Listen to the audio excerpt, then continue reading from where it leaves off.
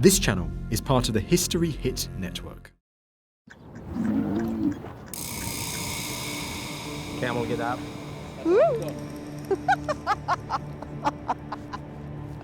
This is brilliant.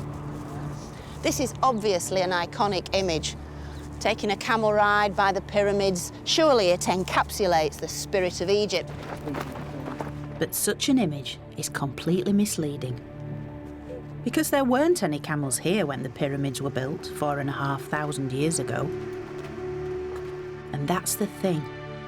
Ancient Egypt is instantly recognisable, but all too often completely misunderstood. So, I'm gonna try and change that. Good luck. Shukran kazeelan.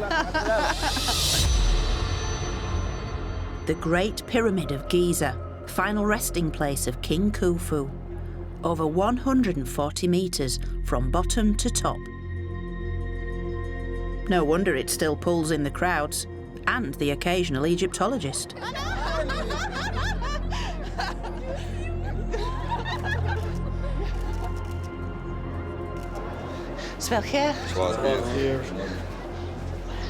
It's hard to really get it into words, but we are now entering into the depths of this iconic monument of ancient Egypt. It's a very busy iconic monument, though. And as we set foot on this journey upwards, it's a brilliant metaphor for the way that the ancient Egyptian civilization literally rose up from the earth to a real zenith. So come with me and I'll show you something really brilliant. Because the pyramids are really only the tip of the iceberg. Oh, flipping out. So all this was a big city capital. Overwhelming in size. That is absolutely superb. In this series, I'm going to explore the story of what I consider to be the world's greatest civilization. More than 4,000 years of history that has shaped our world and left unmistakable marks that can still be read today. I'll be looking into every nook and cranny. From little-known tombs. It's staggering. I've never, ever been into a tomb quite like this before. To the hidden corners of vast monuments. It's like being on top of the world, isn't it? Now we are in the top of Karnak. So it's really no surprise that weird and wonderful theories about ancient Egypt crop up all the time. But what I find so amazing is that this most intriguing civilization was actually created by people not so very different from you and me. And that's the story I want to tell. A story full of secret treasures, dark deeds, and sometimes controversial theories. This mask was originally made for someone else. And for the first time, I'll be piecing it all together. From the earliest Egyptians to the last of the Pharaohs. Wow, look at that, look at that. Oh, that is so beautiful. Welcome to my story of ancient Egypt.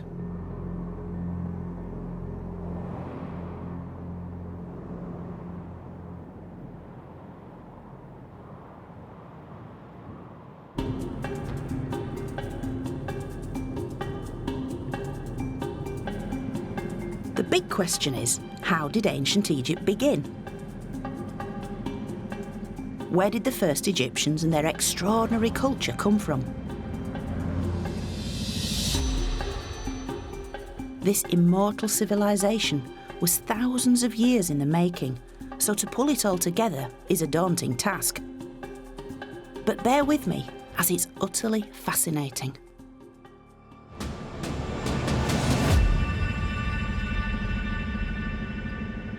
But we won't begin with massive monuments, but with some enigmatic clues you could easily miss.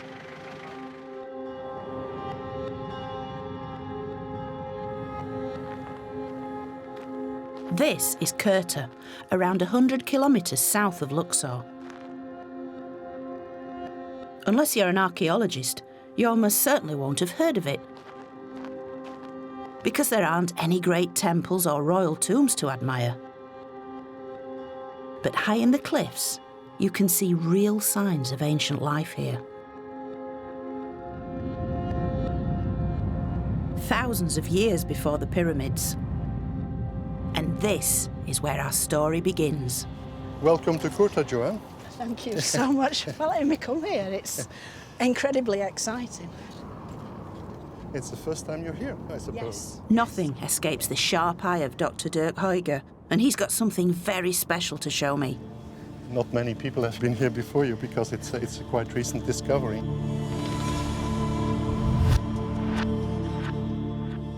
These carvings in the rock reveal an amazing story about the beginnings of Egyptian life.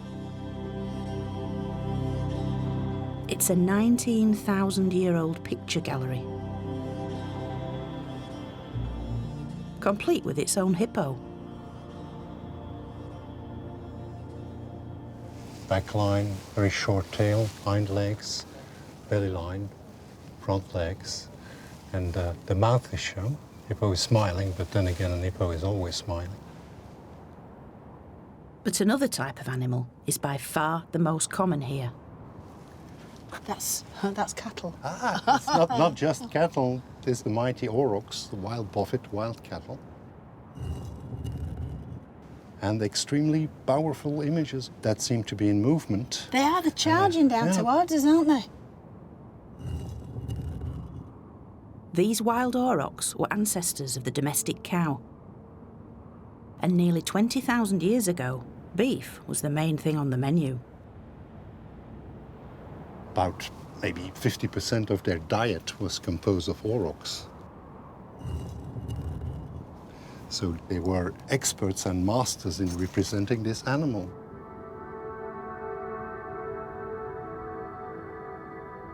It's always high on the cliff, very prominent positions that give an excellent panorama over what must have been in the Paleolithic the hunting grounds of the people.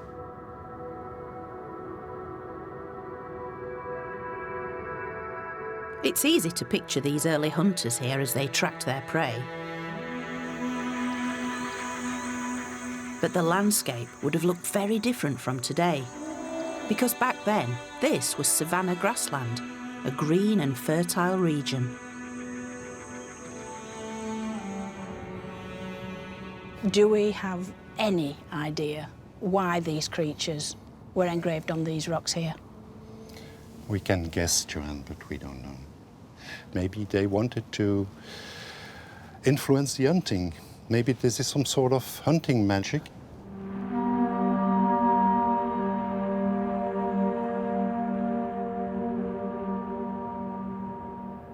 It really is magical to sit here and imagine Egypt's earliest nomadic people passing right through this spot and portraying on these very rocks the animals that they saw all around them. Human figures and boats joined the animals as the carvings became stranger and stranger. But these carvings are also the earliest glimpse of the amazing things to come.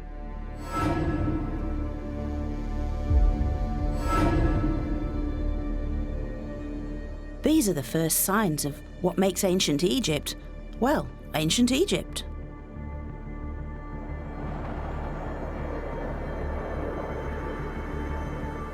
As for its ancient landscape, this evolved under dramatic circumstances.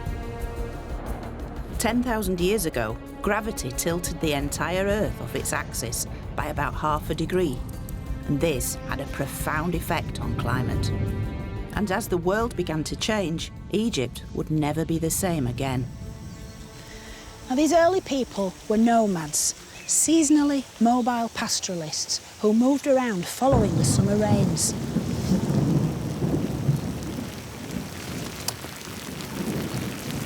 And these rains really were the vital, life-bringing force which created the greenery on which wild animals depended. But of course, with climate change, these rains began to dry up. OK, you can cut the rain.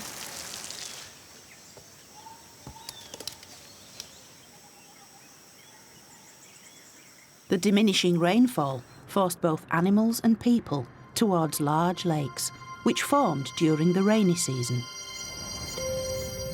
One such area is Nabta Playa, 100 kilometres southwest of Aswan. And here, these nomadic hunters began to settle into communities.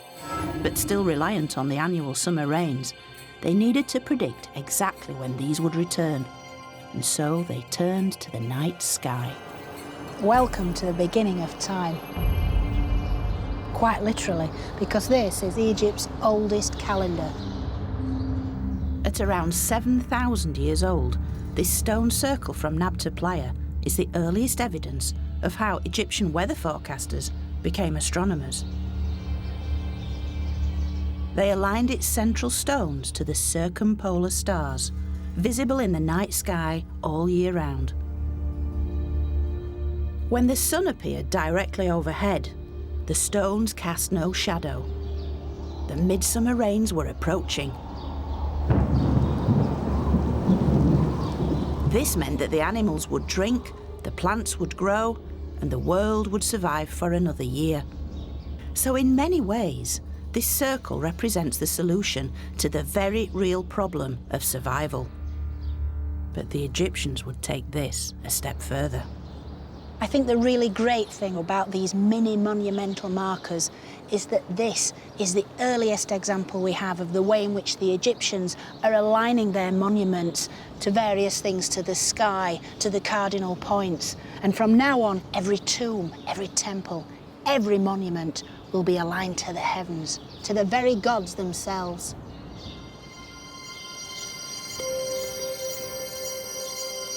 If the stars and the rain were this closely linked, then this world and the next must be one and the same. Now this has been described as Egypt's earliest sculpted stone monument and dates from around 5000 BC. This chunk of sandstone was quarried over a mile away from where it was eventually discovered. This certainly suggests a kind of sense of community where people were already working together to achieve a desired aim. In this case, the stone was hauled into place, and then there are clear signs that it's been sculpted into a specific shape. Now you might have to go with me on this, but some believe that this is in fact a cow, with its large hindquarters and this sculpted head.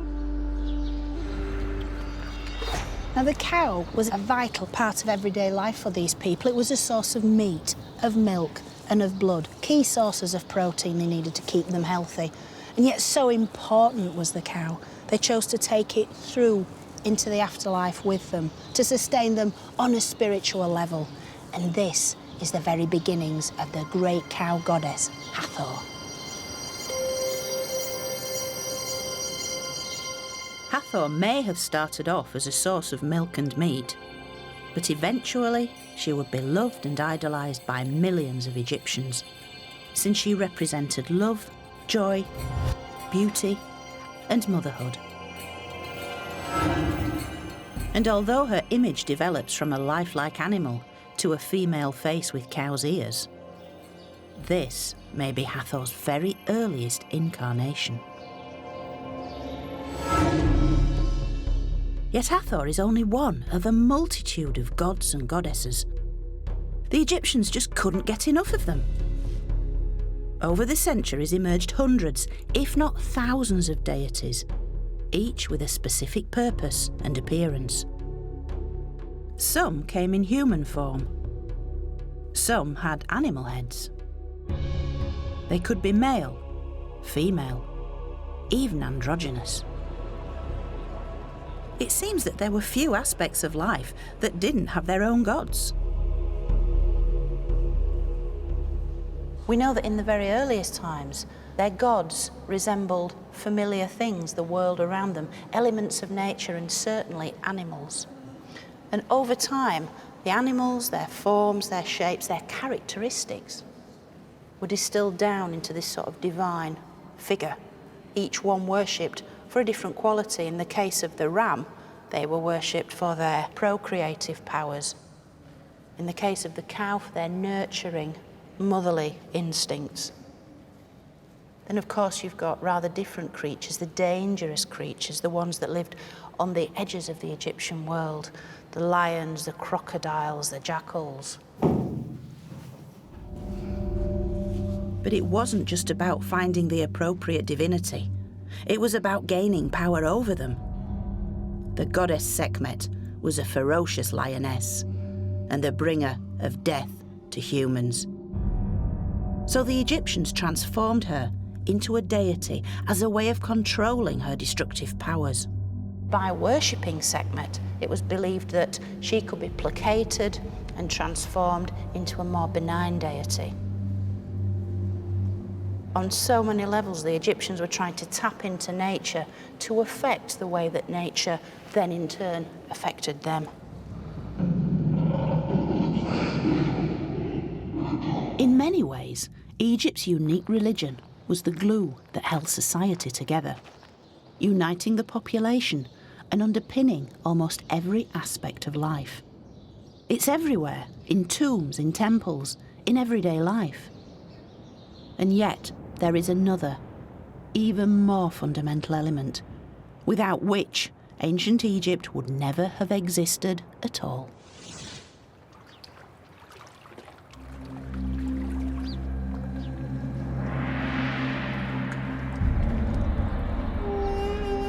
Later Greek historians famously observed that Egypt was the gift of the Nile. And how right they were, because as the climate continued to change, the desert lakes eventually dried up, leaving the Egyptians with just one source of water.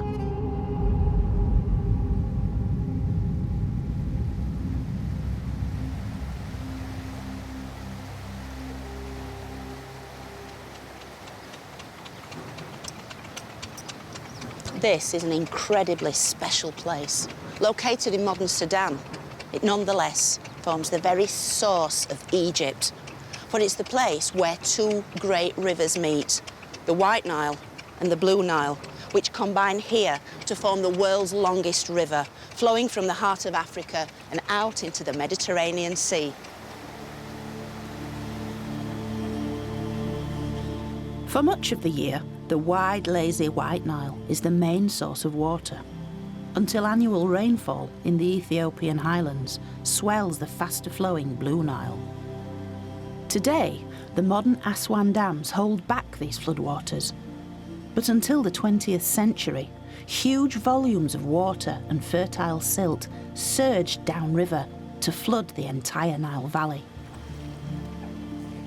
bringing life and fertility to the desert that is Egypt.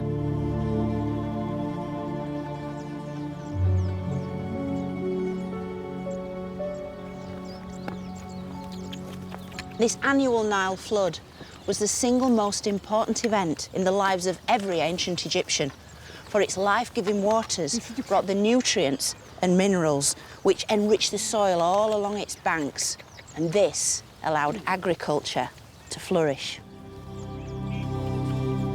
Egypt is blessed with some of the most fertile land in the world, where farmers can grow everything from sweet corn and garlic to bananas, sugarcane and cotton.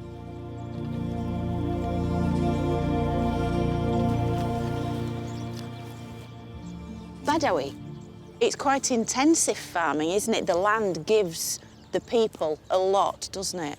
Yes, but we need to give the land also rest. We grow one time and we leave it for 1 month, then after we use the land again to grow again. That's amazing that it only needs 1 month rest time and then it can be planted again. Yeah, sometime 15 days, sometime 1 month. Yeah. But it really does emphasise that this land of Egypt has always been so rich and so giving to the people. It's always given the people everything they need.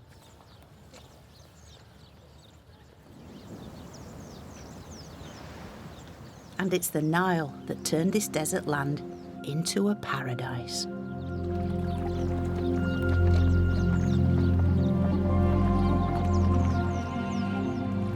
And 7,000 years ago, the people who could no longer survive in an increasingly desert landscape were forced to migrate towards it as their only source of water.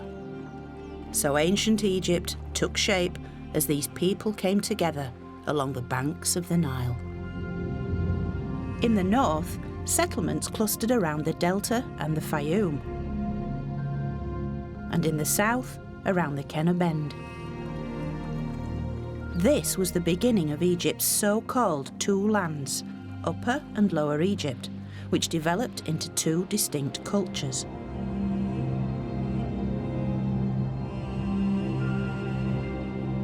But what they both had in common was the astonishing fertility replenished every year by the miracle of the Nile.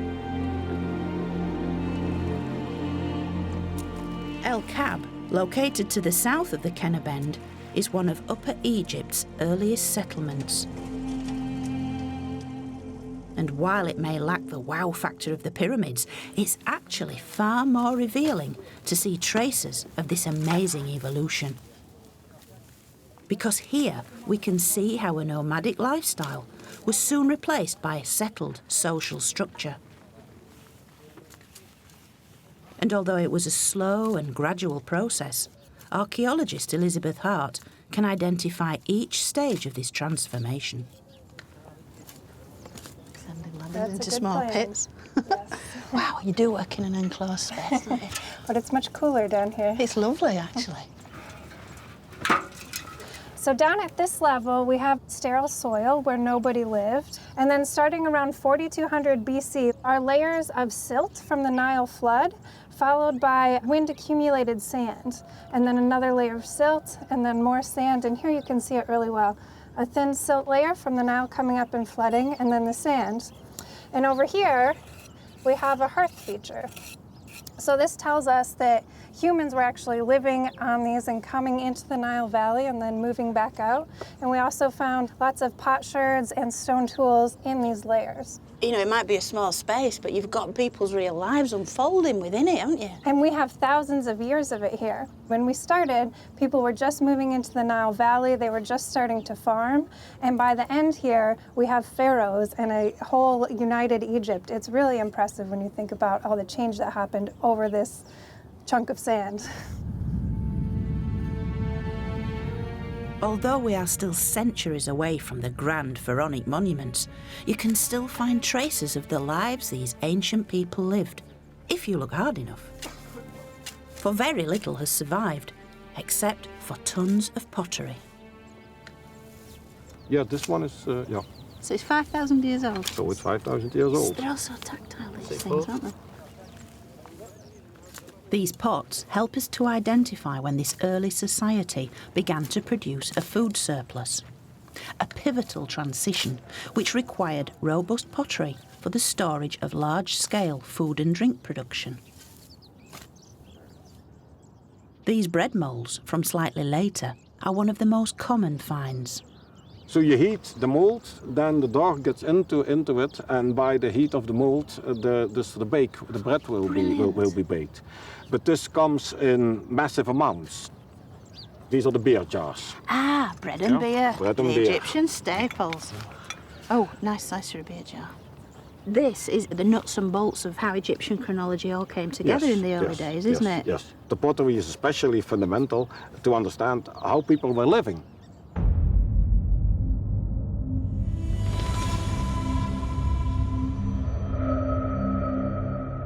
Yet in Egypt, living was only half the story. Because what really sets the ancient Egyptians apart is their view of death.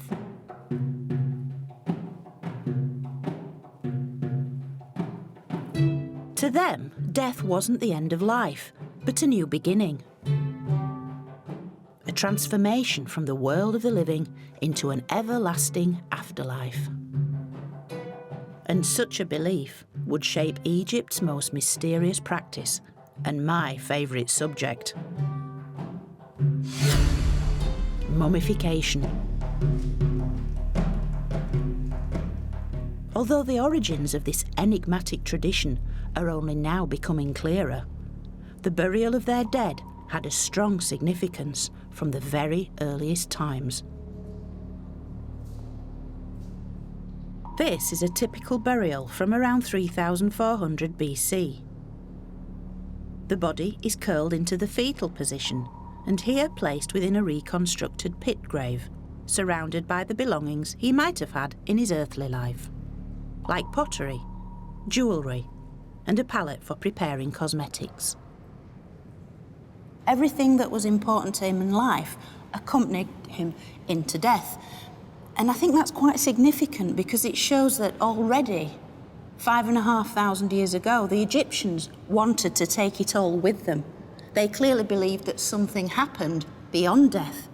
Death was simply a transition into another state of existence when you continued to live, and it was assumed you would need everything you'd needed in your life on Earth. His body was naturally mummified in the hot desert sand, but its placement here may not have been accidental. Because even when dead, the body had to be preserved in order to house the soul for eternity. A skeleton simply wasn't good enough. Skeletons, bones, they are very, very anonymous. And yet, when the soft tissue, the skin, the hair is all present, we are ourselves. And that's exactly what this individual represents. Being face to face with one of the very earliest Egyptians gives us insight into the development of their ideas about the afterlife. It started off as a practical thing, burying the dead in a relatively small space, bundled up, and then it developed these layers of kind of like the symbolism, the fetal position, this idea in rebirth into the next world. It's almost like the seed from which the Egyptian funerary belief system evolved. This is the very beginning of a process which would be repeated a millionfold throughout Egyptian history.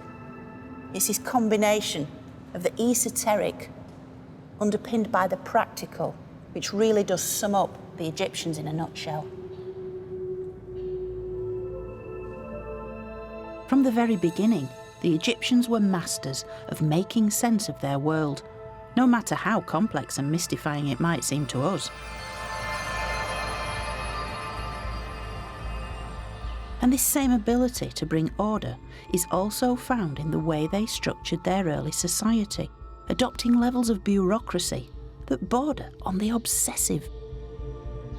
In the ancient city of Abydos, the site of Egypt's first royal burial ground, archaeologists found the origins of a system that we still have to put up with today. It's most fitting that this city of death was the find spot of the earliest means of calculating that other great certainty, taxes.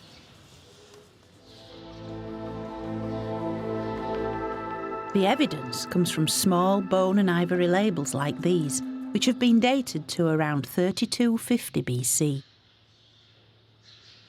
The originals are probably the size of a postage stamp, and you can see that each one is engraved with images of animals, of birds, of plants and so forth. And each one is pierced for suspension to a chest or pottery vessel, which would have contained oil, linen, grain. And it's thought that these symbols represent the regions that produce these commodities, which were then brought here to Abydos.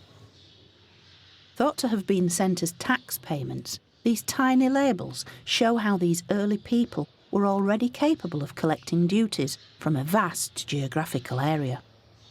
Some experts even believe these symbols can be vocalised. By turning the simple drawings into sounds, makes this the world's earliest known writing.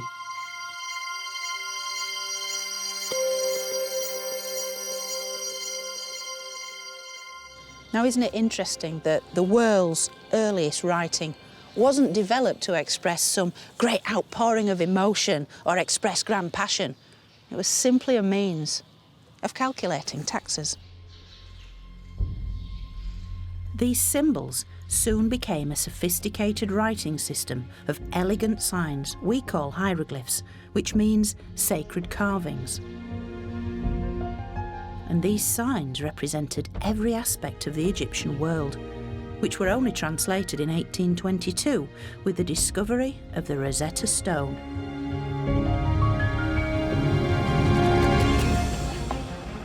and a common language was needed as goods were transported between the two lands of Upper and Lower Egypt. The people of Lower Egypt had also developed trade links with the rest of the ancient world. But as more warlike regions began to emerge in Upper Egypt, it soon became clear that the Nile had spawned two very different and distinctive cultures. And in many ways, the only thing they really had in common was this great river.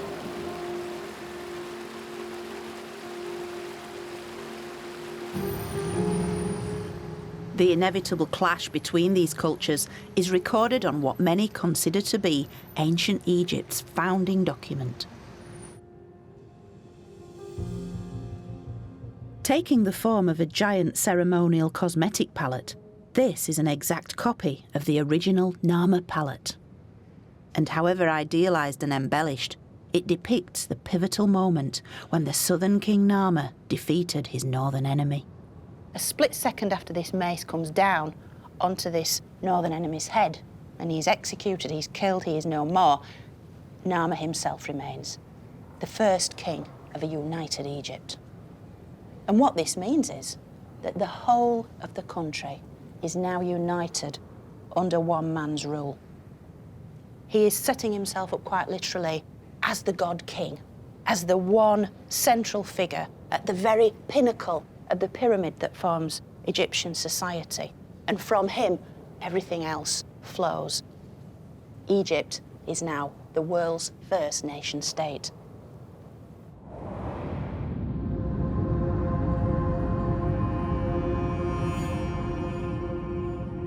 What made ancient Egypt is all here. The art forms, the forms of religion, and even the world's first writing, hieroglyphic script. This is the name of Narmer. The catfish, Na, and the chisel, Mer, Na, Mer, striking catfish. As the first king of Egypt, Narmer is protected by the cow goddess Hathor, stands beside Horus, the falcon god of kingship, and is dressed in all the same paraphernalia as every king who succeeds him. He has the tie-on false beard to emphasise his virility and his strength. And this is matched, of course, by the tie-on bull's tail. It's a wonderful feature. This idea you could just tie a little tail onto the back of the belt and then take into yourself the power of a bull. This palette is Egypt's earliest historical document. It's the blueprint of how every future pharaoh will be portrayed in the company of the gods. Yet perhaps most significant is Narmer's smiting pose. This powerful image, with the mace held high, will be endlessly repeated throughout Egypt's long history. This is a horrible way to die, to have your brains bludgeoned out. And yet, even this, the Egyptian artist can show in an almost ballet-like pose. It's been sanitised, it's been elevated to a piece of art, and yet the message still gets through.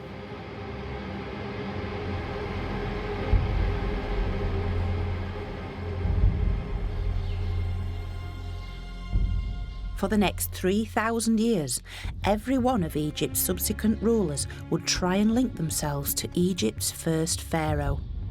To rule legitimately and successfully, they had to be absorbed into the complexities of the Egyptian hierarchy, both in this world and the next. So their names were recorded on a series of king lists, a kind of royal family tree. And the best preserved of these is here, in the temple of Seti I at Abydos. It lists himself and 75 of his royal predecessors going right back to the very dawn of Egyptian history, with the very first king up there, King Narmer. And the other important detail about this is that it's essentially emphasising that royal continuity, because Seti has his own young son, Ramses, the crown prince, actually reading out these names on a piece of papyrus paper. So it's as if Seti is saying to the gods, look, I'm now Pharaoh, and this is my son who'll succeed me, to become yet another name on this remarkable list. In all, Egypt had over 300 pharaohs organised into 30 dynasties. But in the case of Egypt's earliest kings, being merely mortal was not enough. They needed to prove their divinity by exercising absolute control over their subjects.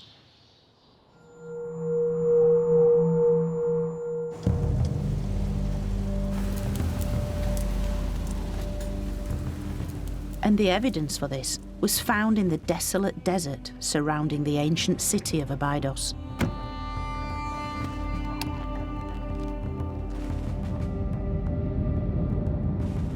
This was Egypt's first royal burial ground, the original version of the Valley of the Kings.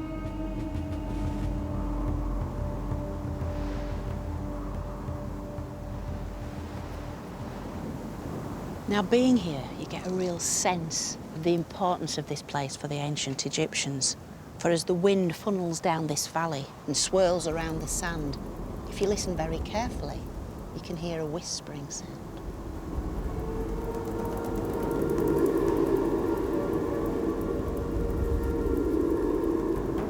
A whispering once thought to be the voices of the very dead themselves.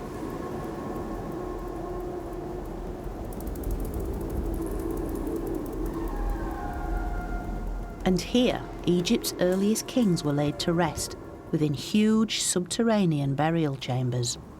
Like this, the location of the final resting place of Egypt's third pharaoh, King Jer, one of the largest and most complex tombs of the First Dynasty. And although it's been recovered in sand, it clearly demonstrates the power that Jer still wielded, even in death. Jer himself was buried here in the central chamber, but all around are 318 subsidiary graves of his courtiers. Not only that, a little way beyond, many others were also buried. In total, 587 individuals accompanied this man into the next world. Which is incredible enough, but there is evidence of a more sinister twist. The fact that this tomb was all sealed over at the same time suggests these people may have been victims of ritual sacrifice, perhaps even ritual stabbing, as portrayed in art of the time. And certainly that power over life and death would give any king a godlike status.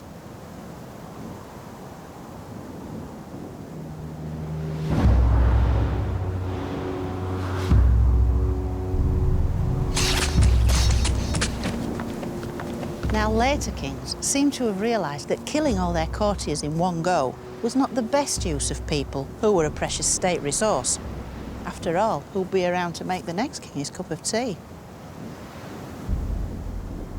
Although this cruel and short-sighted practice of ritual killing soon died out, it had nonetheless demonstrated that Egypt's rulers had complete control over their subjects.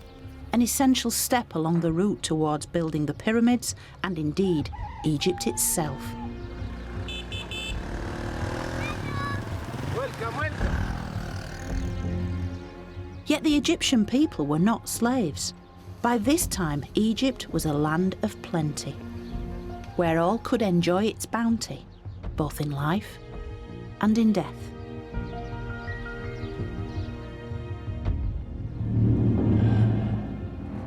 This is the later tomb of an official called Iru-Kartar. And here he is, greeting us. He's coming to the door of his own tomb, emerging from the walls, captured in all his splendour with his finery on, his jewelled belt and his white linen kilt. Even details down to his little sort of pencil moustache. Looks a little bit like Clark Gable, to be honest. The scenes in his colourful tomb depict a refined life that's a world away from Egypt's earliest farmers. We have Iru-Kartar seated in front of a table of food offerings. There's fruit, vegetables, wine and so forth. The bearers are coming forward with offerings to sustain his soul.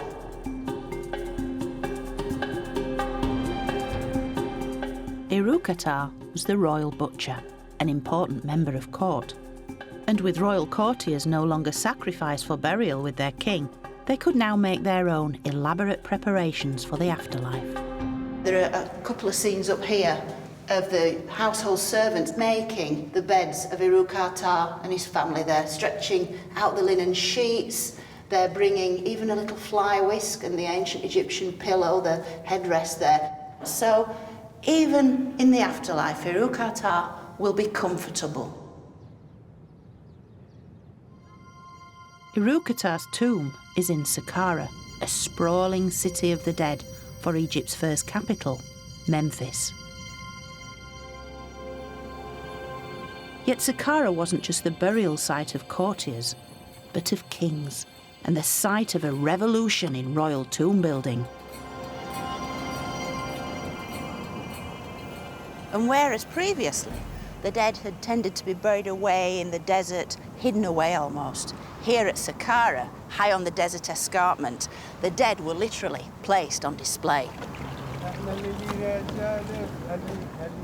Up to this point, the Egyptians had tended to build their tombs and temples, like their houses, from organic materials. From the mud brick, wood and reeds, which rarely survive. But in the Third Dynasty, the great innovator, King Djoser, built his legacy in something far more permanent. For he built in stone, which could potentially last forever. Djoser built this huge stone wall to surround his tomb complex, although his architects and workmen still drew their inspiration from the natural world.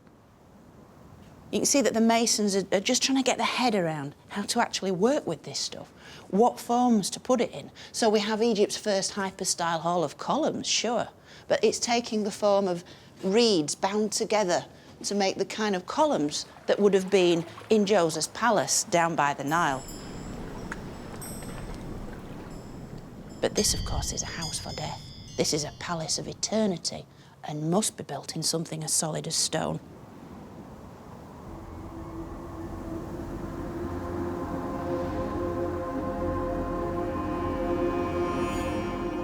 At the rear of his complex is an intriguing stone shrine where I can come face to face with King Djoser himself. The shrine looks like it's suffering a severe case of subsidence, and yet the Egyptians purposefully built it on this very definite tilt.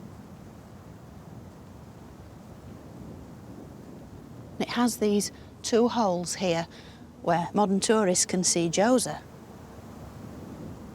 But Djoser can see them. He can actually see beyond them, because this faces true north. It faces the northern stars, which the Egyptians called the imperishable ones. And so at death, Djoser's soul could rise up and merge with these stars, so he too would be imperishable, and he too would never die.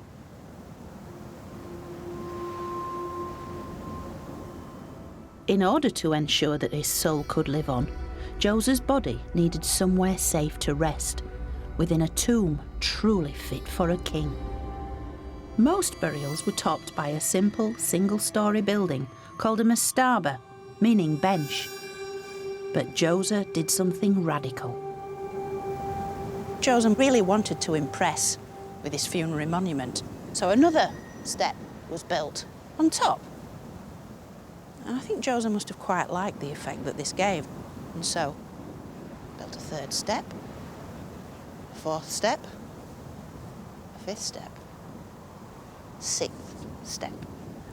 When they stood back and looked, they realised they'd built Egypt's first pyramid. Pretty impressive. The step pyramid stands over 60 metres tall and still dominates the Saqqara landscape. At the time, it was the largest building on Earth, reinforcing Djoser's status as a living god in the grandest of ways. It certainly secured his place in Egyptian history, with ancient visitors flocking here to marvel at his achievements.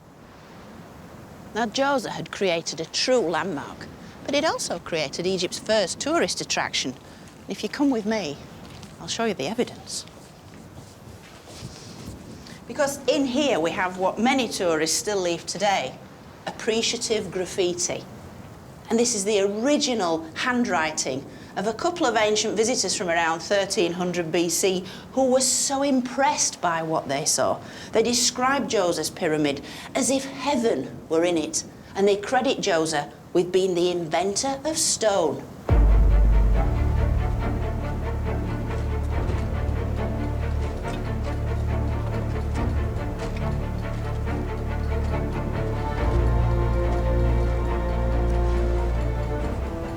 But why did Djoser build this? Was it just an ego trip or an exercise in personal vanity?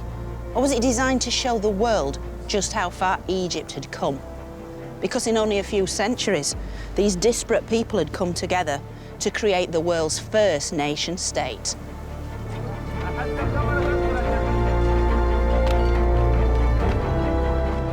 Egypt was now an unstoppable powerhouse, a nation unified both politically and culturally under a single ruler whose authority was limitless.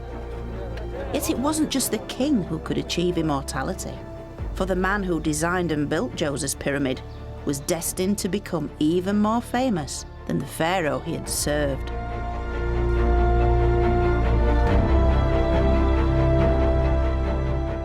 This statue base once held a full-sized figure of King Djoser, but carved into its base is also the name of his architect. And here we can see it with this reed, the owl, and then the little mat with a little bread loaf on, which reads Imhotep. And here he is, the man himself. Although most likely a commoner by birth, Imhotep rose through the ranks to become one of Egypt's most powerful officials. He was made the royal chancellor, the prime minister. He was even made high priest of the sun god. He was the ultimate local boy made good, because he then gained a reputation as an academic, as a great healer, and he was famous the length and breadth of Egypt. He was ultimately worshipped as a god. Imhotep represents the ultimate in social mobility, a kind which was certainly possible within Egypt's unique society.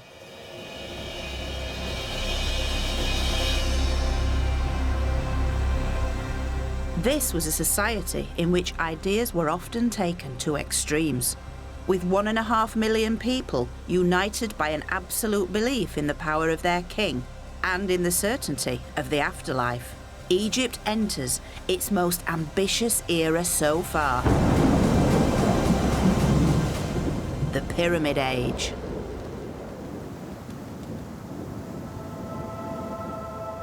Over 130 pyramids would be built across Egypt, and they represent the zenith in royal tomb building.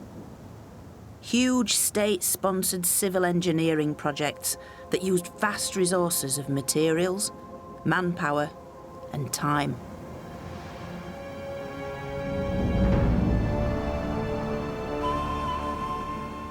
The largest of all, the Great Pyramid of King Khufu, which took over 20 years to build.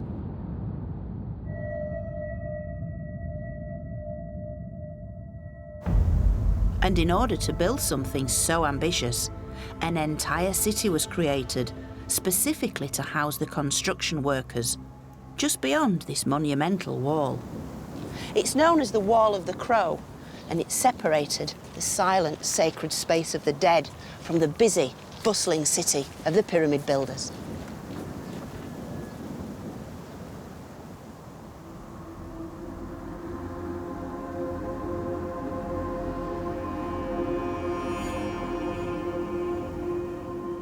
This 5-hectare site once housed workshops, bakeries, a tool-making facility and a fish processing area.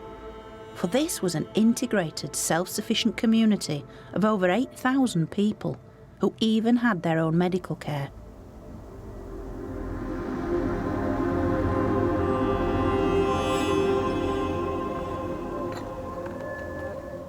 Anthropological archaeologist Dr. Richard Redding has been excavating the site since 1991. Where we are now, this is kind of a big workshop, a big industrial park where there's lots of activity going on. Out here, They were probably producing granite statues, maybe granite columns. We find tools out here for polishing the granite. We find tools out here for chipping at the granite. It's very well planned. We have 3 streets. We have North Street, Main Street we're on, and we have South Street down there. So we're walking down Main Street? You're walking down Main Street. The pyramid workers lived cheek by jowl in 2-storey barracks. You would have walked in, you would have been in a very quiet, dark, long, narrow room. This is where they would have slept. There would have been a higher bed for the overseer at each end, and then everybody would have laid down, probably with their head in this direction or the other direction, exactly like this. You would be lying here like this, and this would be your nighttime position. Very comfortable. Can I try out the overseer's bed? Sure, you can want to try out the overseer's bed there. Delusions of grandeur. Is it this one or that one? Yeah, that's the wall. You're right where you are. Oh, so this is all right. So if I sat down here. Yeah, the overseer's bed is actually buried under a few centimeters of sand, and the floor here is probably under about a half meter of sand. So, oh, this is nice. Yeah. I'm keeping my eye on you now. That's right. You can see me. If I got up in the night and I tried to sneak out to go someplace, you would see me. Everything the workers needed was here on site. The team have recovered data that shows that workers consumed 74 cattle and 257 sheep and goats each week. This corral area could hold a week's supply of cattle before more were shipped in from Egypt's grasslands. You could have almost just-in-time delivery coming down, another small herd coming down from Komel Hissen or the Delta, coming down and in. It's a really well-oiled machine. You can see now how efficient the Egyptians were at obtaining their food, bringing it to the right place at the right time for the right people. It's brilliant. It's absolutely brilliant. It wasn't just simply the food, it was everything. There was the copper to make tools. There was the stone being brought in here from Aswan and other areas. So a lot of things were coming into here. These were government workers. They got everything from the government. In many ways, this settlement is Egypt in microcosm, a highly ordered social structure with job specialisation and mass cooperation. It's hard to believe that in a relatively short period of time, Egypt had been transformed. From simple subsistence into a united state which could provide for everyone who worked on its behalf. What we're seeing here is the final building block in Egyptian culture, but not just for the Pyramid Age. For once this infrastructure was in place, it would never change. So whether they're building a pyramid or setting up a colossal statue, the level of organisation and cooperation would remain the same. But this was the foundation stone of Egypt.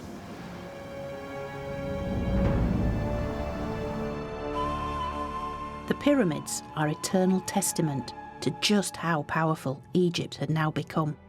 And in many ways they are Egypt at this time, dominating everything around them on a gigantic scale.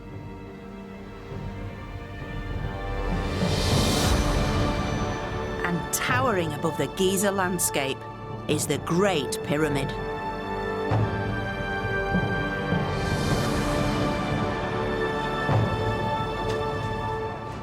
It took around 20,000 people to set in place the 2.3 million blocks of limestone. It remained the tallest structure anywhere in the world for 3,800 years, until the building of Lincoln Cathedral spire in 1300 AD. It's a phenomenal achievement for any civilization at any time. But for me, its exterior can't compare to the sense of wonder once you venture inside.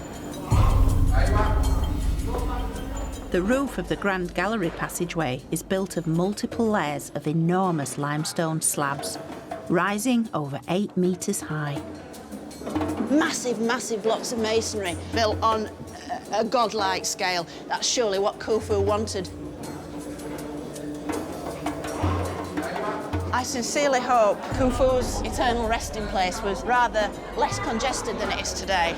But it still gives a real atmosphere of the busyness that must have been here on a daily basis. These guys were hauling massive, massive blocks, hundreds of feet up, literally into the air. These guys were magicians. Just look how brilliantly these courses have been laid. These are perfect. I defy any modern architect to be able to replicate this using the tools that the ancients had at their disposal.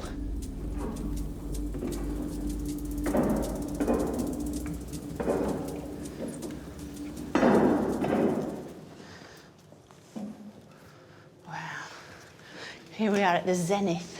We're at the heart of the pyramid now, King Khufu's burial chamber, and we've hit it at exactly the right moment because the pyramid is closed for lunch.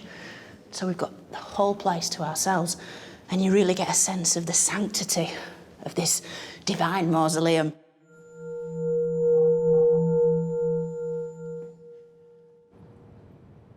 The walls and roof of the burial chamber are lined entirely in granite, and it was within here that the body of the great King Khufu was sealed, ready for his final journey into the afterlife.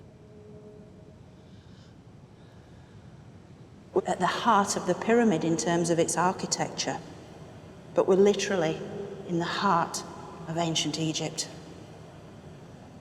I feel like I should be speaking in a whisper because the acoustics are so extraordinary.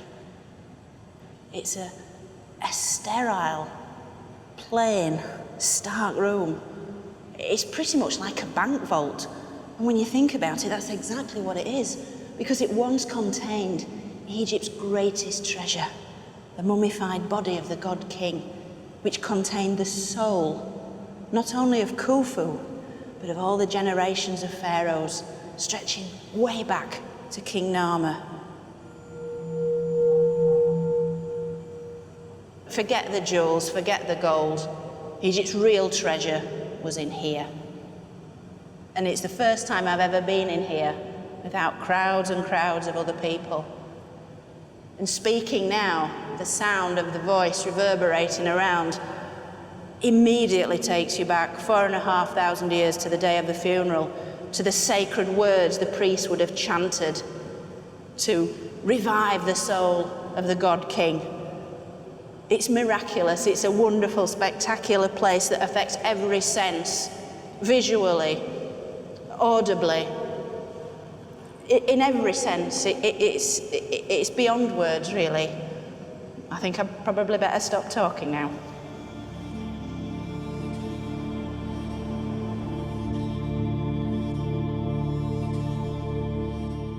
So now all the elements that made up ancient Egypt were in place. A well-fed, highly organised population that unswervingly followed their god king, and all of whom shared this fervent belief in an afterlife. Life in Egypt was good.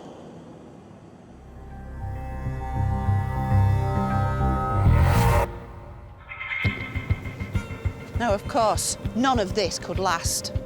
Economic disaster and famine plunged Egypt into chaos. This is ancient Egypt beginning to suffer. With the pharaoh's power melting away, local warlords ransacked its most sacred sites. Egypt's dark age was coming. Make no mistake, this is the home of the dead.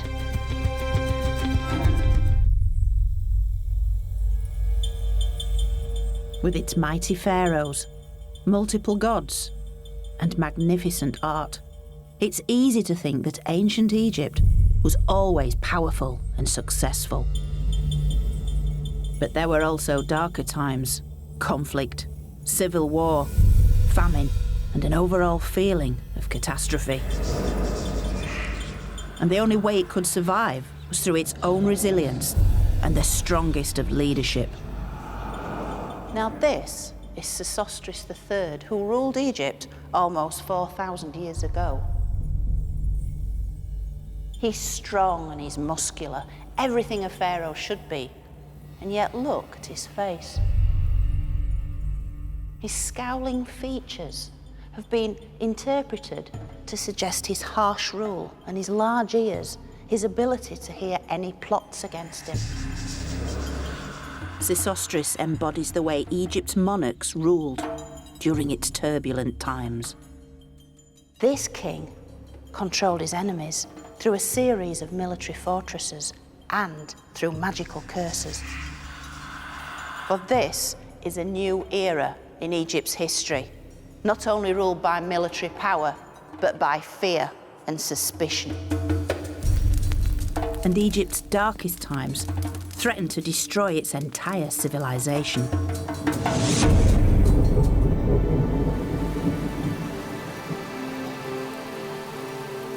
I've already explored how Egypt's ancient culture began thousands of years earlier. Blessed by the River Nile and a rich natural environment, and a society united by a complex ideology.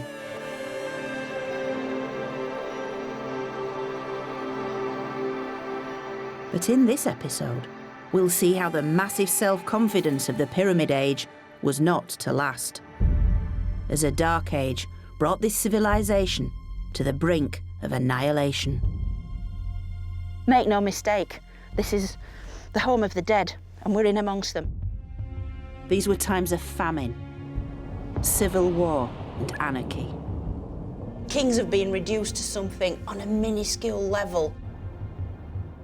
But this collapse triggered one of the greatest revivals of ancient times,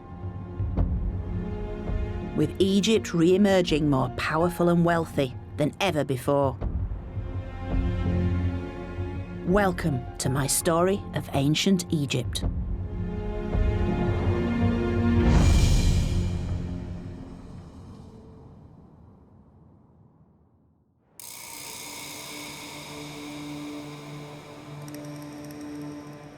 Saqqara, where Egypt's great Pyramid Age began. But among its glories, there's also evidence of a far less well-known side to Egypt's story.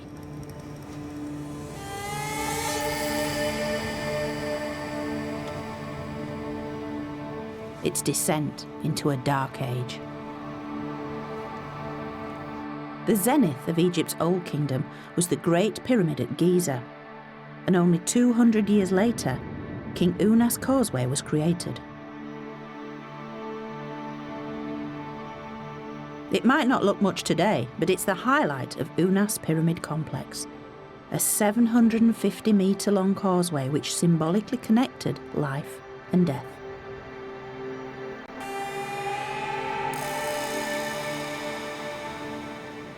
It goes right from the Nile Valley all the way up onto the high desert plateau, right to the foot of the Pyramid of Unas. So it would have been used for his funeral procession, but it would also have drawn up that life-giving force from the valley below up to the city of the dead here at Saqqara. A narrow slit in the roof once allowed enough lighting, but the extraordinary thing is that this causeway was designed for a sole purpose: the king's funeral procession.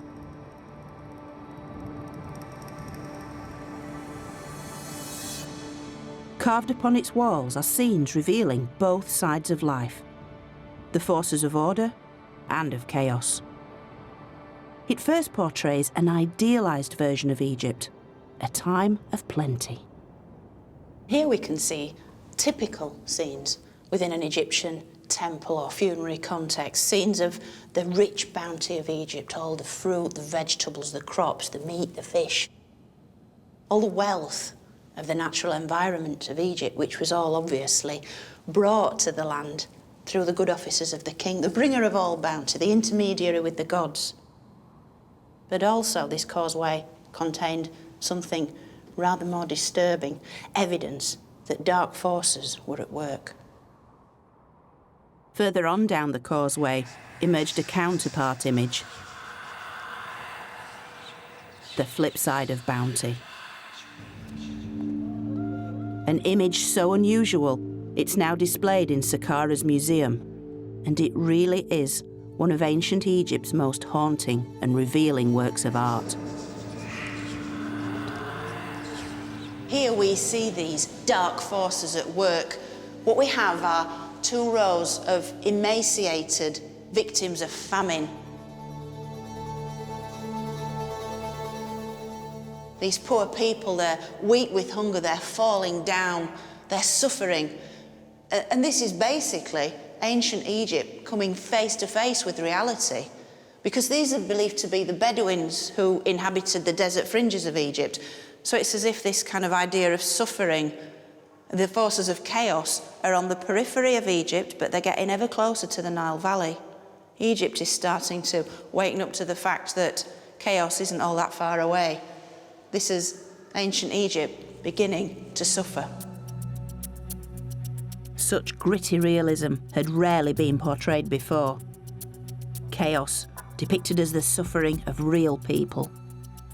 This isn't happening in some esoteric realm of the gods, where chaos is sort of portrayed as some sort of disparate magical force, very detached from reality. This is reality. Through such realistic images, the Egyptians were expressing their fears to the gods, appealing to them to keep these forces of chaos at bay.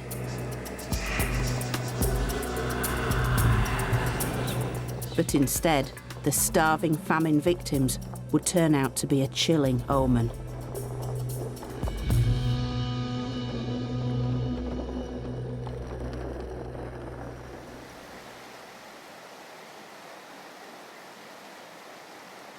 Up until now, Egypt's prosperity had flowed from its one source of water, the River Nile, whose annual floods enriched the soil, allowing life and agriculture to flourish. This natural abundance was the very bedrock on which Egypt and its perpetual world order was able to thrive. But this lifeblood was about to run dry. Evidence shows that at the end of the 3rd millennium BC, the Nile flood levels fell dramatically. As the very thing that brought them life began to diminish, the Egyptians believed that their gods had begun to abandon them. And for the next century, the ancient texts talk of suffering, starvation, and even cannibalism.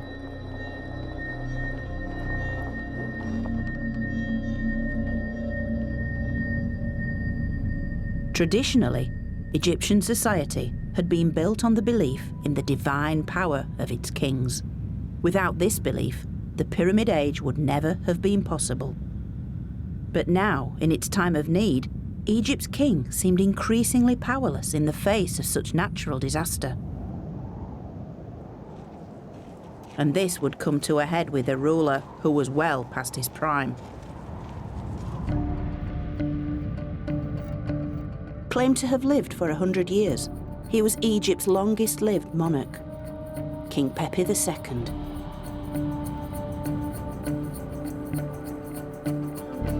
And this space was once a ceremonial running track, the type of place where Pepi would have to display his physical prowess to prove himself to his people.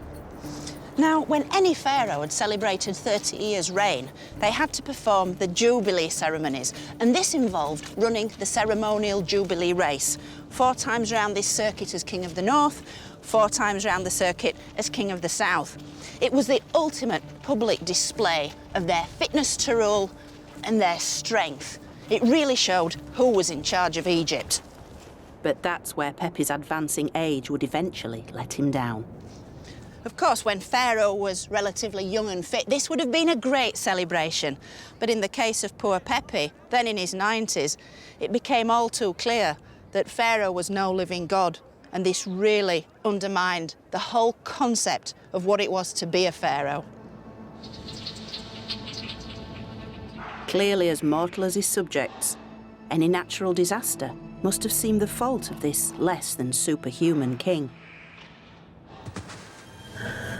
And this combination of a weakening pharaoh and failing harvests led to rapid decline. Ancient Egypt now faced its first major political crisis. For the power and apparent divinity of the pharaoh that had been so very important in the Pyramid Age had now vanished. Everything that bound Egyptian society together had begun to fall away, and Egypt was plunged into a dark age.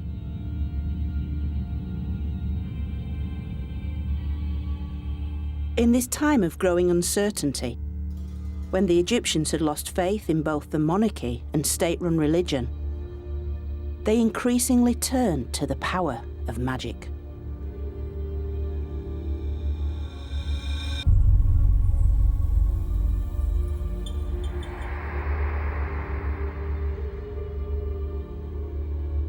This is a rather unsettling thing.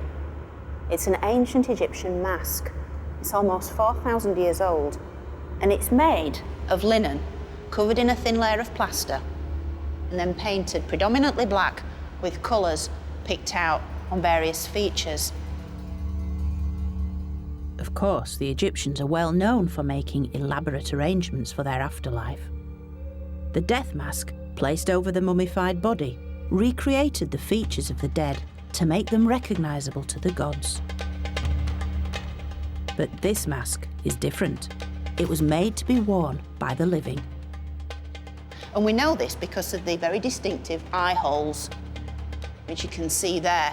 And this would allow the wearer to see around them. You can imagine when this was applied to the face, fastened on, tied on behind the head, it would transform that individual into a completely different entity. Traces of paint on the linen reveal how it might have helped the wearer embody some form of magical being. Whoever wore this was going to some effort to transform their appearance, to try and tap into the hidden forces of the gods and to control the world in which they lived. It's as if the Egyptian individual that wore this was trying to take charge of their own destiny.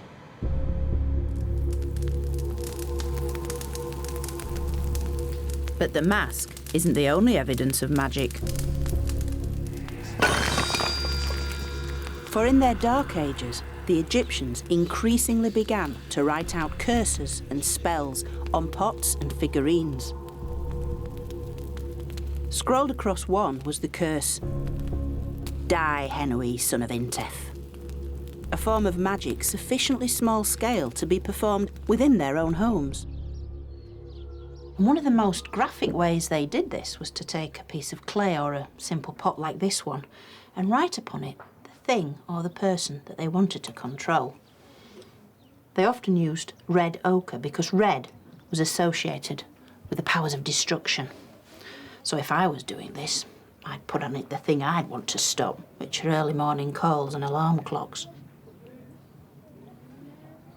So you've got to imagine Egyptians from all walks of life doing this. The priest wanting to protect the pharaoh, the soldier in battle against an enemy, or simply a hated love rival. So all sorts of Egyptians could be on the receiving end of something like this. And then, to activate the curse, they smashed the pot.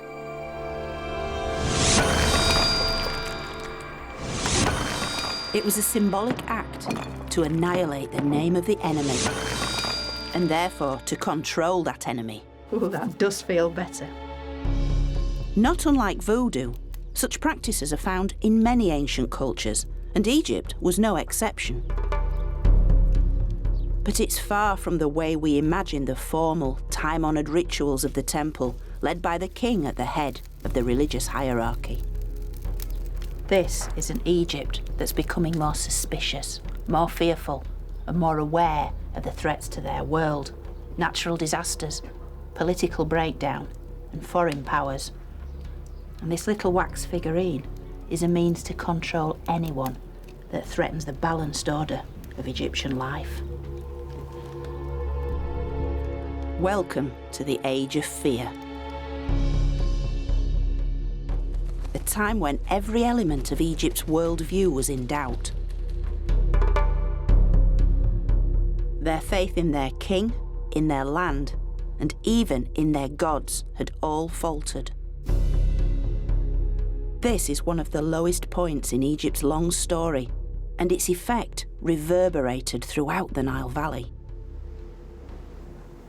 The king, traditionally based in the north, was no longer the source of wealth, so royal officials abandoned court and relocated back to their hometowns throughout the country. Disunited, Egypt reverted back to how it had been 1,000 years earlier. breaking up into a series of local regions called nomes. And now a new kind of leader emerges to dominate the Dark Ages. No longer a single king, but multiple warlords.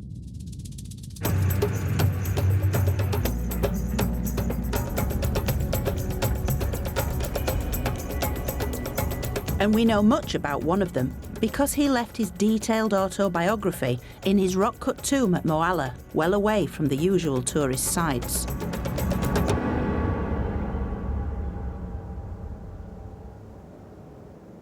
His name was Ankh-Tifi. Now, Ankh-Tifi is a small-time official who's worked his way up through the ranks to become the regional governor, or nomarch as it's known. And in the decline in central government, the power vacuum that opens up is now filled by the Ankh-Tifis of this world. Ankh-Tifi's tomb is quite modest by ancient Egyptian standards, but its interior walls tell of his rise to power. And Egyptologist Gary Shaw is going to help me unravel Ankh-Tifi's story. You can see the man himself. Ah, the great man. The great man carved, standing there. He's got a great hairstyle. He does. That is lovely. I'm liking him already. Yeah, the man himself. He has a great tomb as well. The hieroglyphs and images that fill the walls reveal how Ankh-Tifi exploited the power vacuum at the end of the Pyramid Age, reducing the king to nothing more than a footnote. The only time you see the name of a king in the entire tomb is right here. This tiny little cartouche. Oh, it couldn't be any smaller. Look at the size of that. This is Neferkare, and that's it. Is that it in the old tomb? The old tomb, the one mention of a king. And just, I think that really emphasises just how important he thought he was alone. He didn't need to mention the pharaoh. He didn't need to say that the king told me to do this, so I did this because of the king's favours. He just did it himself. That is extraordinary. I think that cartouche alone of everything in the tomb encapsulates this whole period. Kings have been reduced to something on a minuscule level, and the local rulers are shown on a huge scale, and it's all about them, isn't it? Ankh-Tifi had enhanced his own political career and wanted to ensure the gods were in no doubt as to his importance. So the elaborate language, once exclusive to the king, was now part of Ankh-Tifi's own boastful propaganda. This warlord was an egomaniac. He also says that he's a hero without equal, without peer. And you get that here. I'm a hero without peer. And pretty much almost every inscription in this tomb ends or includes this statement at some point inside. And what did he do to kind of justify these claims? He emphasises all the good things he did for the people. This was meant to be a time of drought and famine, so we're told in the texts, and he tried to guide them through this. He was managing it by feeding everybody and doing all sorts of good things, giving bread to the hungry, ointment to those without ointment, and sandals for those who were barefoot, and wives for those without wives. So it's basically telling us about a time of turmoil. Yeah, but he's probably just over-exaggerating, because the more he exaggerates just how awful it is, the more great he looks when he says, well, these are the nice things I did for everybody. Yeah. And you get this here. He talks about the entire South dying from hunger. Oh, look at that. That's a really graphic hieroglyph. I love that. The guy falling over, He's dead body. He's definitely dead. But then it gets even worse. It says that every single man is eating his children. He didn't allow this to happen in his nome, of course. Where he lived, everything was fine. And at the same time, he's also a fantastic warrior, we're told over here. Inevitably. How did I know that was coming? Yeah, absolutely, yeah. These texts on this particular column talk about his abilities as a warrior. In his biggest boast of all, Ankh-Tifi, the local hero, almost claims the status of a god. I am the beginning and the end of mankind, since nobody like myself existed before, nor will he exist. In Egypt's Dark Age, warlords like Ankh-Tifi had replaced the real kings of Egypt. And Ankh-Tifi's delusions of grandeur, so vividly expressed inside his tomb, are even more emphasised on the outside because he chose burial inside a rock shaped like a natural pyramid. He wanted to be the local pharaoh. in a way he was, because whoever fed and protected the people also led the people. But as the power of warlords like Ankh-Tifi grew, so did the conflicts between them. And over time, as they either defeated their neighbours or formed alliances with them, two separate dynasties of warlord kings emerged. One in the north at Heracleopolis, where they wore the red crown of Lower Egypt, and one in the south at Thebes, symbolised by the white crown of Upper Egypt. Egypt was a divided kingdom of two lands, and between them lay a war zone.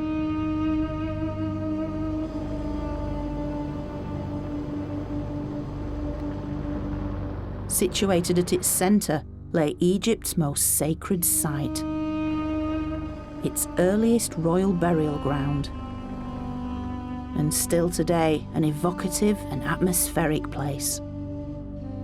This was the resting place of Egypt's first kings, whose mummified bodies were buried in elaborate burial chambers beneath the desert floor.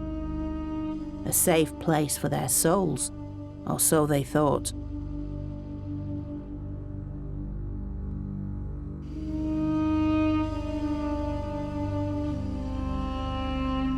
But hostilities between the two warring factions were about to plumb new depths of horror, with an assault so blasphemous it would change the face of Egypt forever.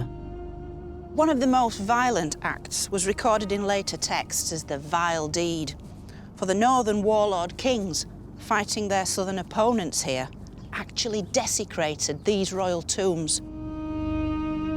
For their troops set fire to the tombs and destroyed the royal mummies. At a stroke, Egypt's physical link to its ancient past was severed. Such an act of desecration was completely unimaginable, and the Egyptian people were rightly appalled. Although the northern kings deeply regretted what their troops had done, the destruction was irreversible, and the origins of Egypt's royal past lost forever. Of course, the problem with such times of destruction is that there's very little left of them for us Egyptologists to find. But clues do remain if you know what you're looking for. Today, what's left of the violation of this royal burial ground is surprising. Thousands upon thousands of broken pots. Although most are not part of the destruction itself, they represent centuries of atonement for the loss of Egypt's physical connection with its past.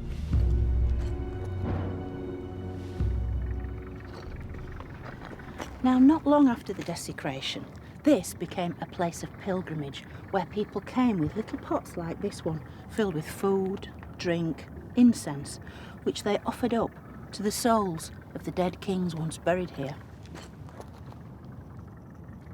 It was believed that at death these souls of the kings had joined with the soul of Osiris, god of the dead. And as this place became a site of pilgrimage, it's as if the people of Egypt were trying to make amends for the desecration of the past. Egypt's spiritual connection to its royal ancestors was all it had left after the northern warlords had destroyed their physical remains. And the desecration soon provoked violent retaliation. Directly across the desert from Abydos lay Thebes, the stronghold of the southern warlords. And they would soon rise up against their northern rivals and attempt to resurrect Egypt as a united land.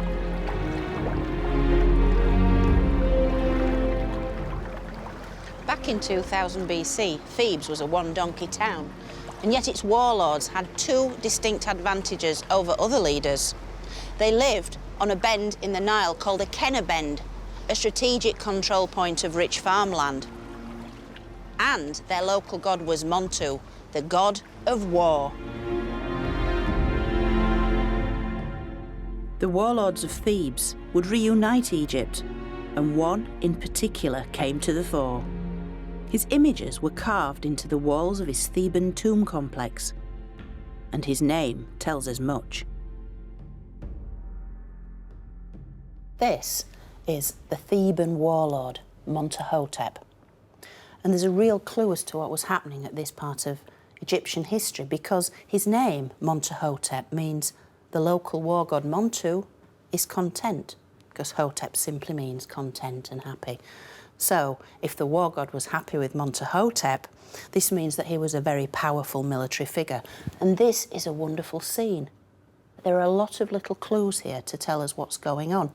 And if you look really closely, you can see hands embracing him, flanking him at his back, at his front, around his middle. He's been embraced by the gods, chief amongst whom is Montu himself.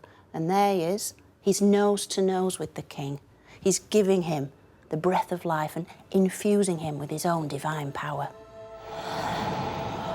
It was the power of victory, one that finally brought an end to Egypt's first dark age. Amenhotep really did live up to his name as a true son of the war god, because he took his armies north, he conquered the north, and he reunited Egypt. But best of all, he's got the red crown on. And this is the red crown of the north, because Amenhotep is declaring to the world, I might be a southerner, I might be from Thebes, I should be wearing the white crown, but look at me now, I have the red crown. I am the king of the north and the king of the south, and I have reunited Egypt. As Egypt's new king, he became Amenhotep II. But his victory came at a high price. The grim details of what his soldiers went through can be found on Thebes' west bank at Deir el-Bahri. It was inside one of the tombs here that the remains of Amenhotep's warriors were uncovered in 1923. Their bodies silent witnesses to Egypt's civil war of 4,000 years ago, which careful analysis revealed in fascinating detail. Now, the archaeologists found around 60 bodies in the tomb, and these are the original excavation photographs. All of them had been naturally preserved, naturally mummified in the hot, dry climate, so you've still got the skin and the hair. And crucially, evidence of how these men had fought and died. Some of these bodies had been pierced by arrows. This one goes right into the left side of the chest. Others had actually been buried with these leather wrist guards that archers use. 10 of the warriors had been killed with ebony-tipped arrows. But in others, the wounds are even more brutal. You can see here somebody's hit this man on the head with a real whack, and you can see this very, very graphic area of damage there. And after these series of furious blows have been rained down on these poor guys, they lay helpless on the field of battle, their bodies picked at by vultures. You can see here the dreadful damage. It's such a profound image. The bodies reveal evidence of the weapons used against them as they fought for control of Egypt. Arrows, slingshot, and even rocks had been hurled at the warriors from above. Eventually, their bodies were collected from the battlefield and carefully wrapped in linen. This linen bore the insignia of the Theban tomb complex, belonging to their leader Amenhotep. But just as significant as the bodies themselves was where Amenhotep chose to bury his fallen heroes. Today, the warrior's resting place is a little-known sealed tomb. But 4,000 years ago, Amenhotep honoured his dead soldiers with a burial amongst the graves of his highest officials, making them part of his monument to victory. The new king had created what could well be the world's first known war cemetery. Now, I'm lucky enough to have been given special permission to see Amenhotep's soldiers for the first time. These guys are going to be taking down the tomb wall for me, allowing me to actually meet the very people who fought in Egypt's civil war around 2000 BC. So I am very, very excited.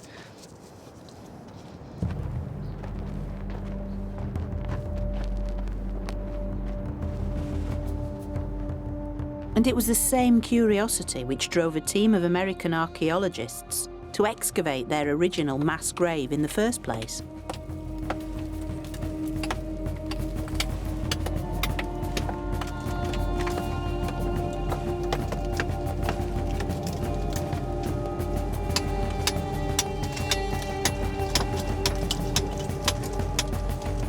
Now reburied in a neighbouring tomb, the bodies of Amenhotep's soldiers have rarely seen the light of day since their discovery over 90 years ago. كله تمام ولا؟ كله تمام. شكراً جزيلاً. شكراً. مية مية. Now this is really, really super frustrating, but in the interests of health and safety, I can't go in there immediately, much as I really want to, because all the stale air's built up as the wall's being sealed, and we've really got to let this out with all the fungal spores and the bacteria and everything else that's so detrimental to health. Early Egyptologists tended to rush straight in and risk the so-called Pharaoh's curse, so a little waiting is essential.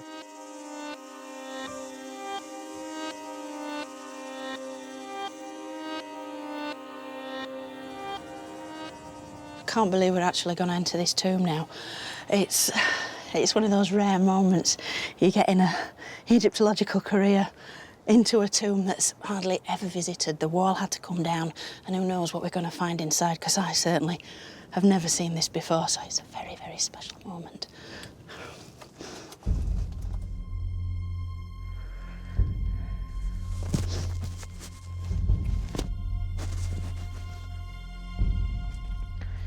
This literally wasn't at all what I expected. Nobody knew what to expect.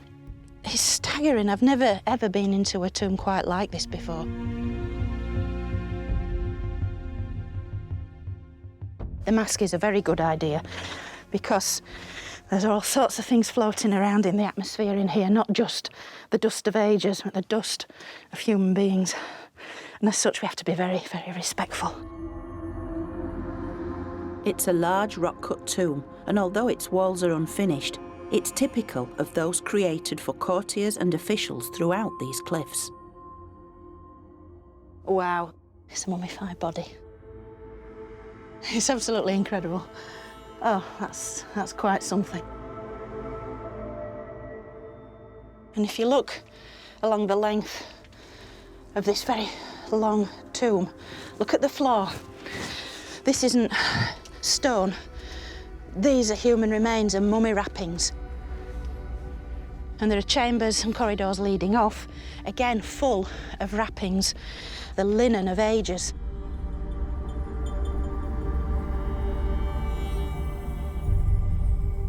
Some of it is claimed to be the very linen that bound the bodies of Amenhotep's warriors to help preserve them for eternity. But at first glance, it's hard to get a clear picture.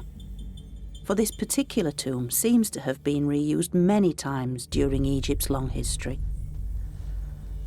Part of a shoulder. You see the way the skin's folded and dried out.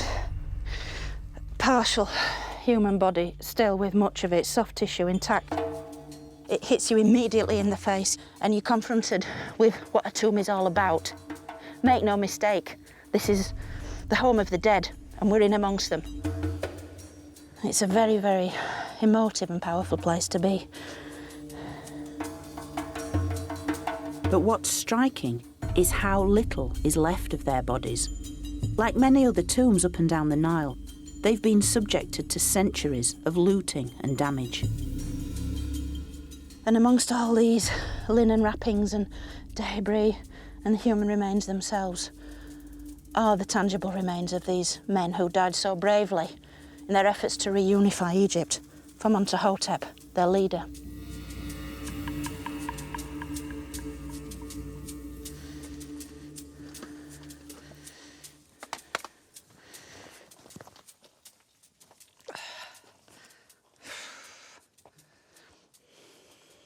Having just come out of that tomb, I have very, very mixed emotions. I don't really know what I was expecting to see. Certainly some of Amenhotep's soldiers. Perhaps some of them were, it's highly likely. Essentially, What we're looking at are the ancient Egyptians themselves. These are the ancient Egyptians. Temples, tombs, pyramids, this wonderful culture. It's all well and good studying these esoteric aspects that are distinct and marvellous and grand, but when it comes down to it, the things we should really be interested in are these people.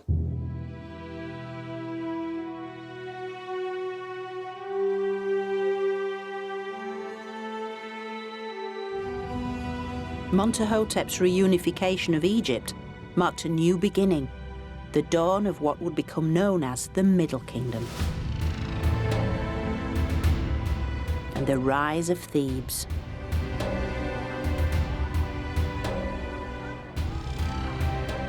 Amenhotep made it the new spiritual heart of Egypt. And it would stay that way for the next 2,000 years.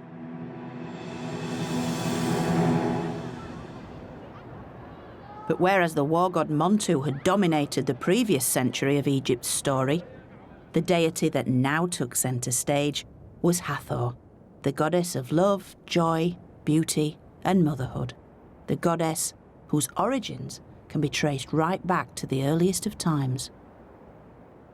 And believing that Hathor dwelt in the cliffs of Deir el-Bahri, Amenhotep chose this site not only for his war cemetery, but for his own tomb complex. It was Amenhotep that first built here, in this dramatic place where the cliffs meet the desert. Believed to be the home of the goddess Hathor herself, it was a fast track to the afterlife. And for Amenhotep and his men, who'd lived and died by the war god Montu, they all now rest in the eternal embrace of Hathor.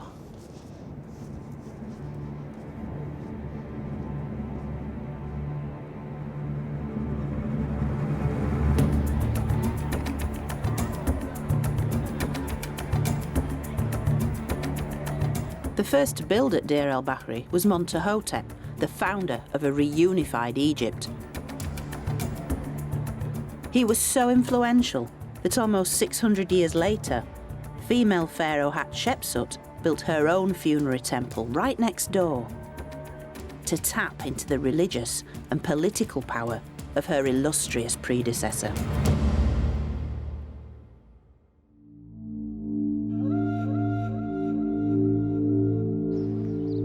In the Middle Kingdom, life for ordinary people was on the up.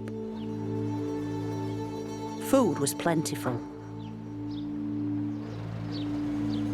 Wealth and trade flourished.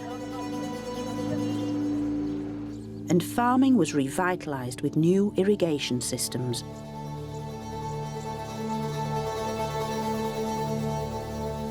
Yet the Dark Age had nonetheless left its mark on the Egyptian mindset, as revealed in the way they prepared for the afterlife. In the Old Kingdom, tomb walls were often covered in elaborate scenes and texts, replicating an idealised version of the Egyptian world. But in the Dark Ages, people had seen their sacred sites ripped apart. So instead of such tomb art, many in the Middle Kingdom opted for its cheaper equivalent, with something much smaller and much more intimate.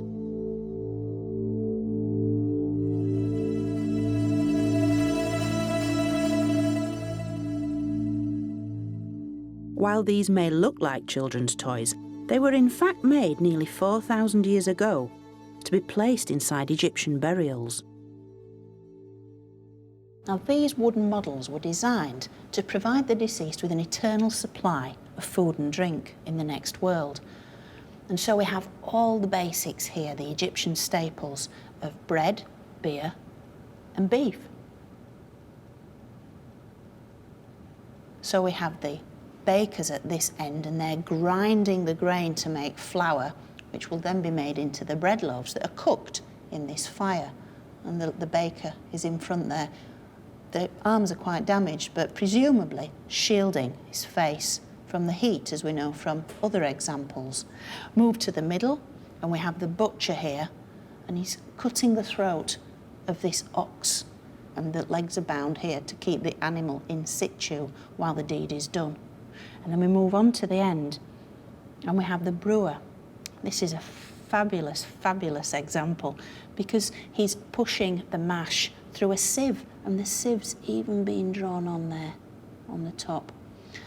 Actually, in proportion with the rest of it, this individual's ordered rather more beer than either bread or beef, because this section of the model is almost half its length. But you can see the vats of beer carefully laid on their side. It's a wonderfully evocative piece. These people have been working for 4,000 years, and they're still at it. Look at them. The key elements of Egyptian culture were back, and they look little different from times of plenty in the previous millennium. Look at this busy crew grappling with the sail, poles ready to launch the boat off the Nile's banks. And this granary silo. Inside, workers haul sacks of barley, while a scribe counts the crop.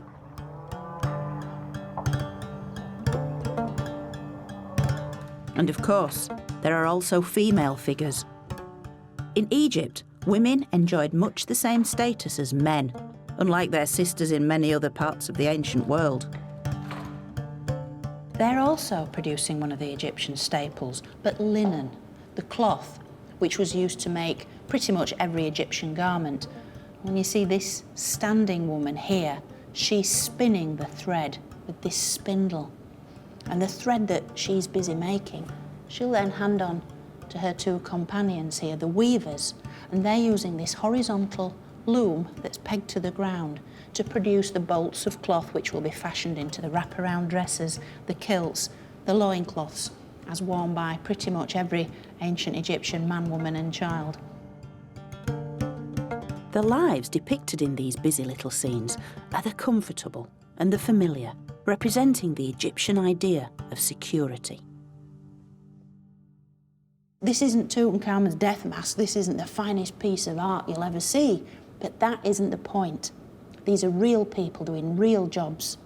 This is ancient Egypt up close and personal. Order had been restored within Egypt, but the fears that once tore Egypt apart hadn't disappeared entirely. For now they were projected outwards, to the world beyond its borders. So Middle Kingdom monarchs, like stern old Sesostris III, focused on national security and wealth creation. Sesostris is infamous for his devastating military campaigns south into gold-rich Nubia. But he also opted for a more permanent kind of control by building castles. Now this is a map of southern Egypt and Nubia, which is modern-day Sudan, and where Aswan is, that was the border between the two. And Egypt maintained its control over Nubia through a series of forts. With around 8 of these built by Sesostris himself, these Middle Kingdom forts were within signalling distance of one another, along the southern Nile, down into Nubia. They were all part of a massive state building programme designed to subjugate the local population and maintain the flow of goods and people up into Egypt, particularly Nubian gold. Very few of these forts still survive.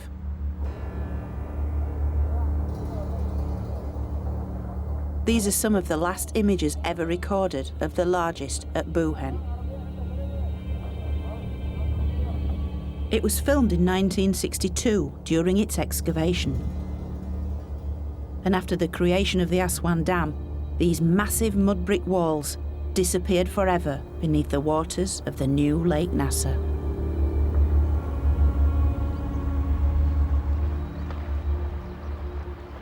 But Buhen isn't completely lost to us because the excavation records are kept here at the Egypt Exploration Society, and they reveal an unexpected aspect of Middle Kingdom Egypt. As well as photographs, they hold architectural plans of the fort drawn up during the excavations, giving a real insight into the immense scale of the Egyptian crackdown in Nubia. Hiya, Chris. Hi, Joe. How are you? I'm well, thank you. Good. Oh, this looks like an amazing photograph. Yeah. What does it actually show? Well, this is an aerial photograph, Joe. So what we can see here, along the bottom, this strip is actually the River Nile. And then right on the banks of the Nile, emerging from the sand here, we see this square outline of the massive fortification of the site of Buhen. But once the excavators began to uncover the full extent of what we could see, this is what they came across. That just looks like a medieval castle, doesn't it? Very rarely do you think ancient Egypt, oh yeah, castles. And yet, here is the evidence in front of us. Absolutely.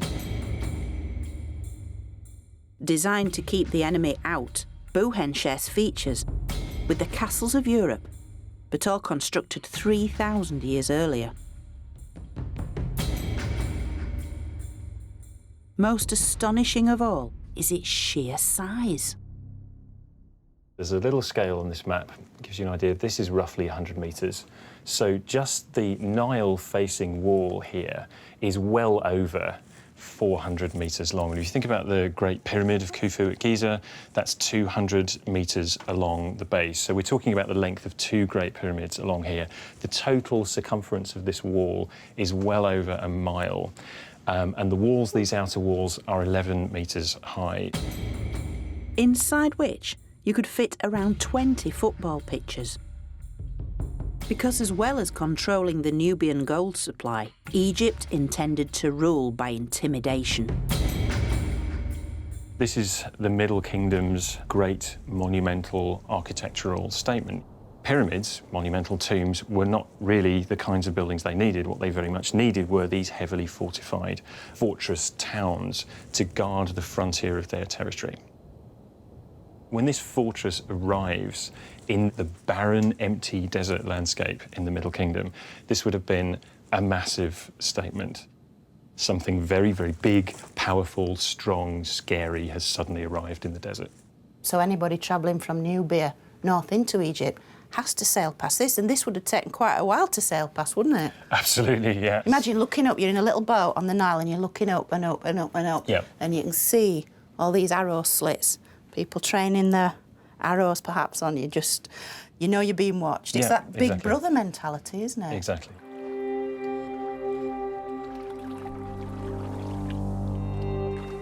Rising up by the Nile, Buhen was a gleaming citadel of power. But most of all, it was an early warning system, the eyes and ears of a nation defined by suspicion and fear. But Egypt's southern border wasn't the only one to be fortified. The northeastern border with Palestine was also secured with such defences to monitor the large number of foreign traders regularly travelling to sell their goods in super-wealthy Egypt. And the visit of one such group is portrayed here on a tomb wall. A caravan of wealthy merchants and their families. Clearly not Egyptian, with their distinctive hairstyles and brightly coloured clothes.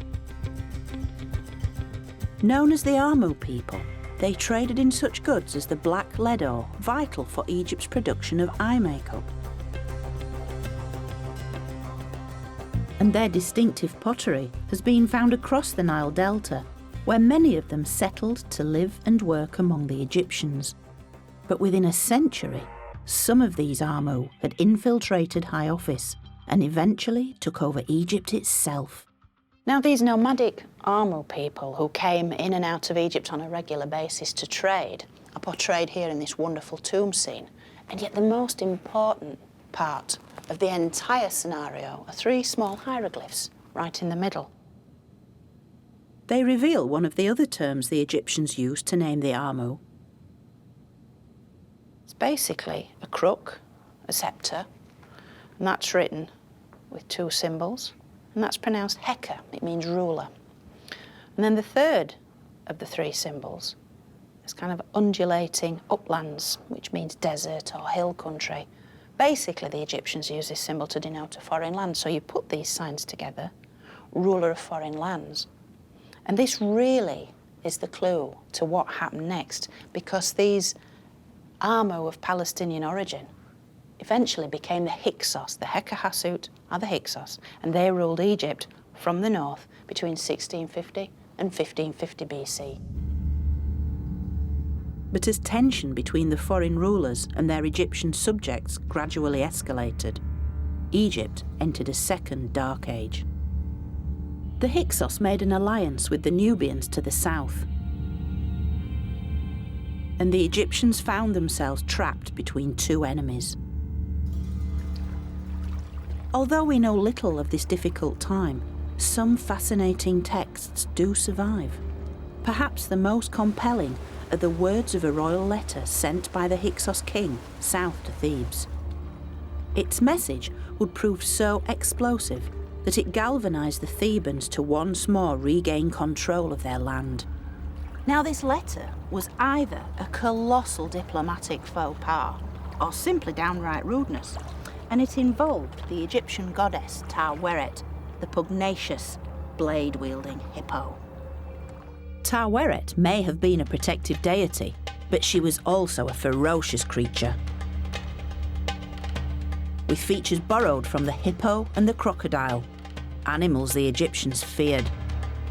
So it seems the Hyksos king, Apophis, set out deliberately to insult the Thebans.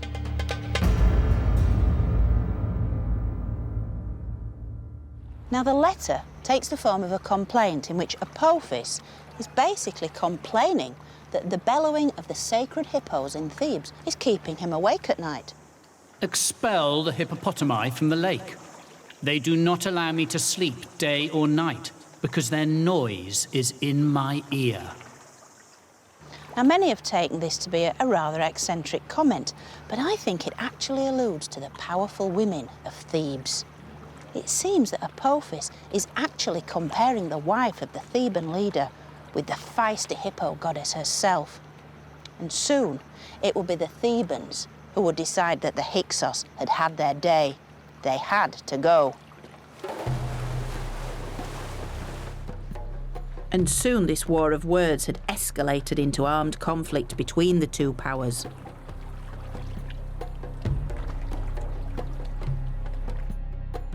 But the Egyptians of Thebes had also gained the means to launch their attack, with something developed by the Hyksos themselves: state-of-the-art weaponry.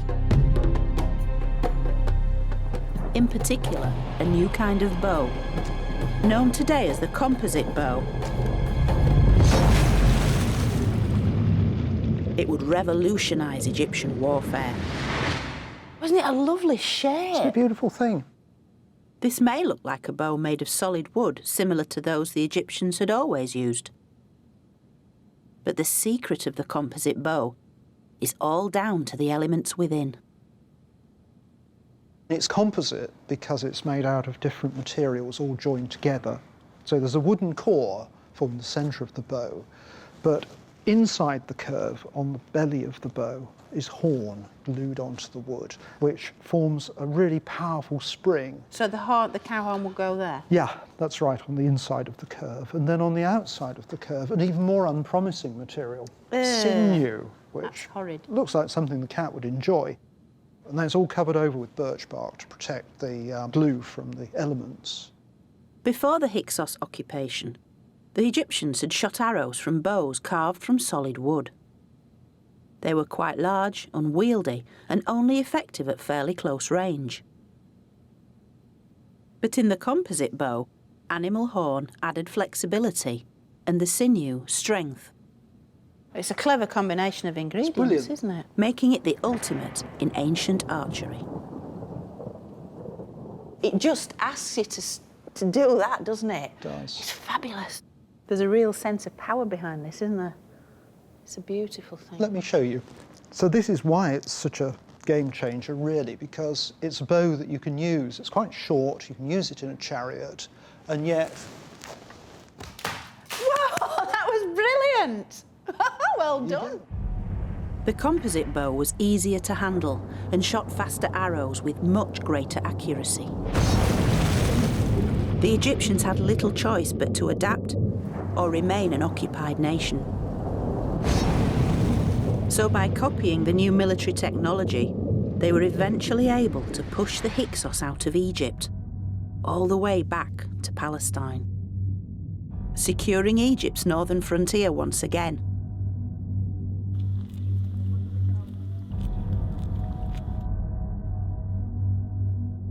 And when the new bow was used in conjunction with the other Hyksos introductions, the horse and chariot, the three combined to express the power and supremacy of Egypt's new Egyptian rulers.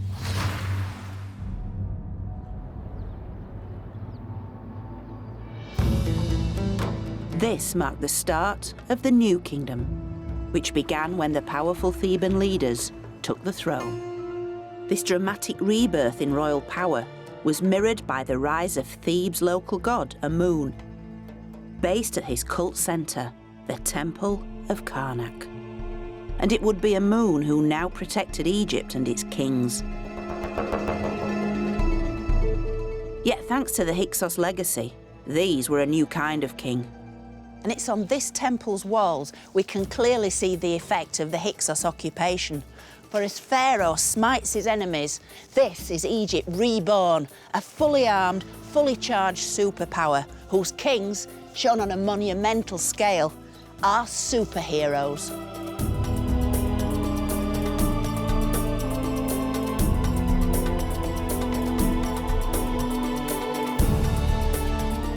Over some 800 years since the Pyramid Age, Egypt's story had been one of upheaval, collapse, finally rebirth. The Egyptians had reclaimed their culture and entered a truly golden age.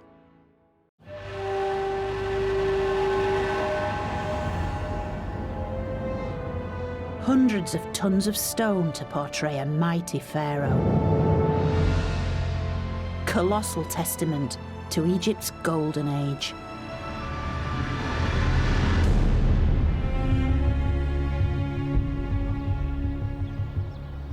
I think it's probably here at the feet of the Colossi of Memnon we get a real sense of who Amenhotep III was. In my opinion, Amenhotep III was ancient Egypt's greatest pharaoh. He presided over the zenith of Egyptian culture and civilization. He is the golden age. He is the epitome of everything that made ancient Egypt brilliant. The rise of this great civilization was powered by its extraordinary belief system, where the pursuit of the perfect afterlife was everything. Capable of withstanding disasters and dark ages, to then re-emerge as the most powerful empire in the ancient world.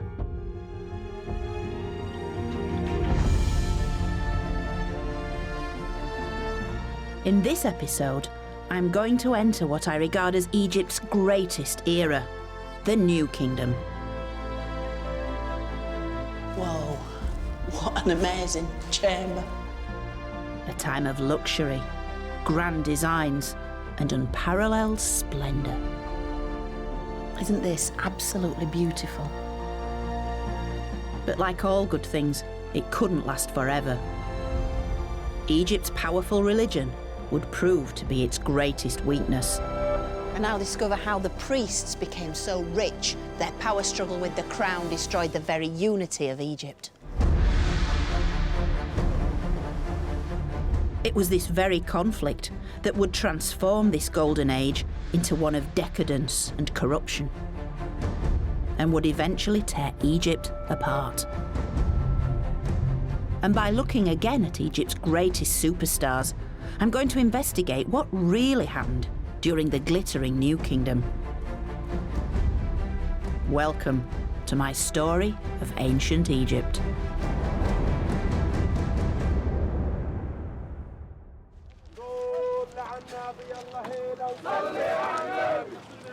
The New Kingdom, nearly 3,500 years ago, and the time of Amenhotep III, when Egypt's expression of power and belief reached new heights of enormity. I've joined an international team of archaeologists who are excavating just one of the vast monuments Amenhotep created, his funerary temple. Now, being here, you really get a sense of what it must have been like 3,500 years ago, when this place was a building site, much as it is today. All these statues all around, Amenhotep III's image coming up in their hundreds. And yet, as the archaeologists today assemble all these pieces, this is literally history coming out of the ground, piece by piece. In the Pyramid Age, royal tombs and funerary temples were a single complex.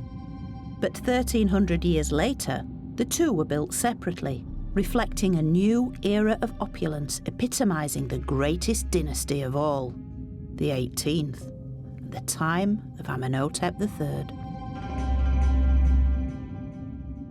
For centuries, pretty much the only visible remains of Amenhotep's funerary temple were his two colossal statues. Now archaeologist Dr. Hourig Sarouzian and her team are finally uncovering the full splendour of this once mighty monument. You touch and it's like glass. Yeah. Covering over 86 acres, this was not a tomb like the pyramids, but a huge complex, the largest funerary temple ever created. It's a massive, It's unbelievable. area. You have to imagine, this is only the major temple, the main temple. You have to imagine other temples, processional ways, Sphinx avenues, magazines, workshops, treasures, pools, gardens, priest house, administrative houses. All this was a big city in the capital. Overwhelming in size. This grand design was built as the place where his soul could be worshipped for eternity, while his mummified body was buried in the Valley of the Kings nearby.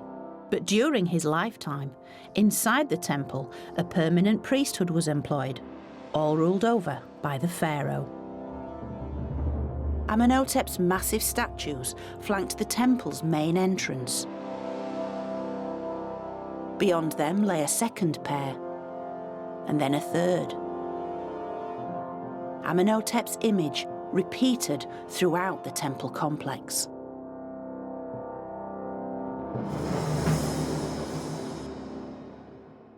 I wish one day they find the time machine. I go back. Can I come? I'll come with you.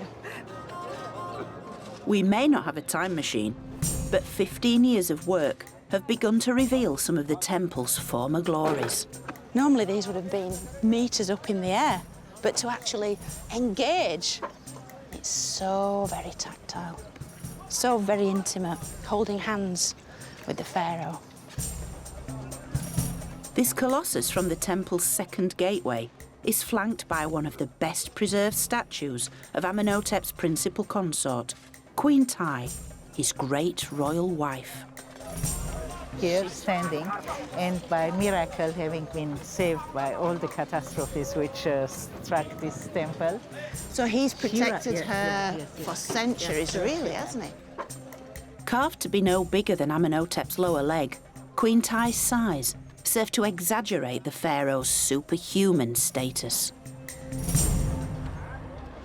These massive statues were more than a memorial, each worshipped to guarantee the immortality of the king's soul, the pharaoh as god. This is my great surprise to you. And Hourig has saved the very best till last. Holy Ras. Oh, flipping out.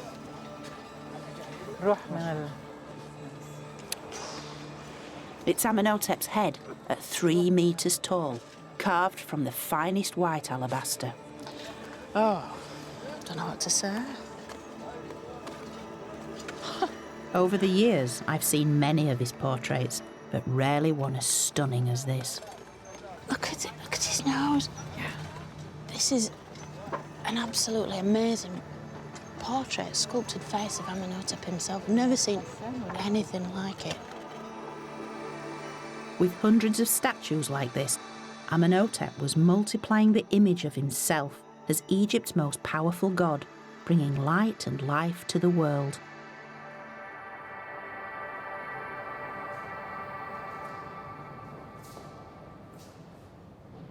Because whoever controlled Egypt's religion controlled Egypt. And with it, a vast amount of wealth. Now, Amenhotep wore gold from top to toe, and he handed it out to his courtiers as gifts. But he also used it as a diplomatic weapon. Amenhotep's clever use of Egyptian gold is recorded on stone scarabs like this one. They served as the pharaoh's news bulletins, which he circulated around his empire with updates inscribed on their base. In this case, it was a new marriage of the king. It effectively records his marriage to a Syrian princess, a princess from the land of Mitanni. And it recounts how, having sent gold to the princess's father, he then sent out one of his daughters for the pharaoh to marry, so a kind of mail-order bride, if you like. It reports that her name was Kilahepa,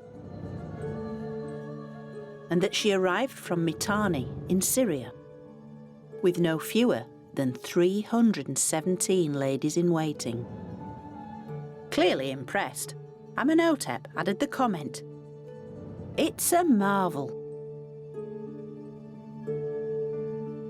With this diplomatic marriage, only one of many, they were an effective way of securing peace and prosperity. Amenhotep was able to utilise his key resource, his gold, to kind of get everything he wanted to maintain his status as the supreme monarch in the ancient world at that time. Gold bought Egypt peace with its neighbours, with Amenhotep III's empire stretching from what is now Syria as far as modern Sudan. But within Egypt itself, gold had a different use and could even guarantee a fast track to the afterlife, emphatically expressed by a great treasure in the museum in Wigan. A stunning golden face.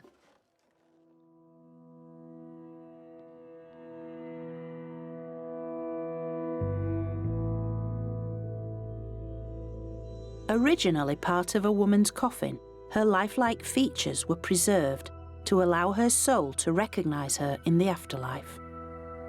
Isn't this absolutely beautiful? Clearly the gold suggests to us that this was someone of very special, very high status, very wealthy. Although we can never know her name, she had clearly spent a fortune in preparing for her perfect afterlife.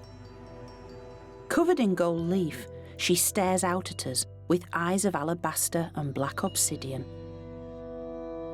We can really see into the world, into the thought patterns of the Egyptians themselves, because as stunning as this face is, it was simply buried in a tomb, literally buried in a hole in the ground, not for human eyes, but to be seen by the gods and the spirits of the dead with whom this woman wanted to join.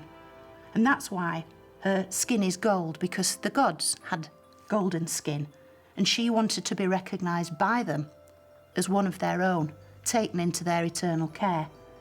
For the Egyptians, it was a special pact between themselves and the gods that made their country, made their empire so very powerful, so very special. In the Golden Age, this special pact shone more brightly than ever before, with Egypt's wealth poured into their faith in the afterlife. And with increasing amounts of gold accompanying the royal mummies, their tombs needed to be kept secure at all costs. So a secret burial place was established for Egypt's pharaohs on Thebes' west bank.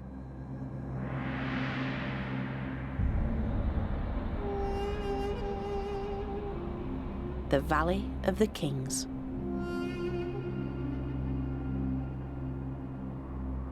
It was essential that each royal mummy was buried safely in their tomb, in a custom dating back to the beginning of time, because each one became a royal ancestor whose cumulative souls form the very essence of Egypt.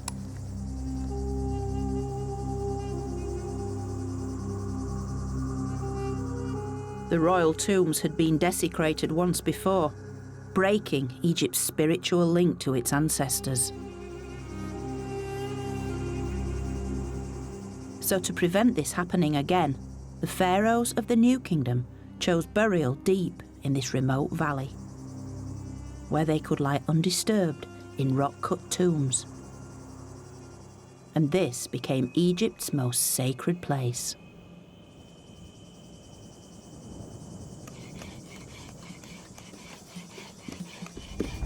Such elaborate preparations for the afterlife also fueled a growing economy.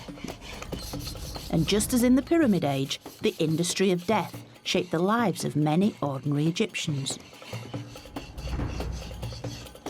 For not only were there tombs to cut and temples to build, but statues, shrines, coffins, sarcophagi, and all the paraphernalia of the afterlife. And with this came all the ingenuity of sourcing everything from alabaster to granite to gold. This is a copy of the world's earliest surviving geological map, dating from around 1150 BC and the reign of Ramses IV. This map is a guide to the stone quarries and gold mines of a 15-kilometre stretch of Egypt's eastern desert.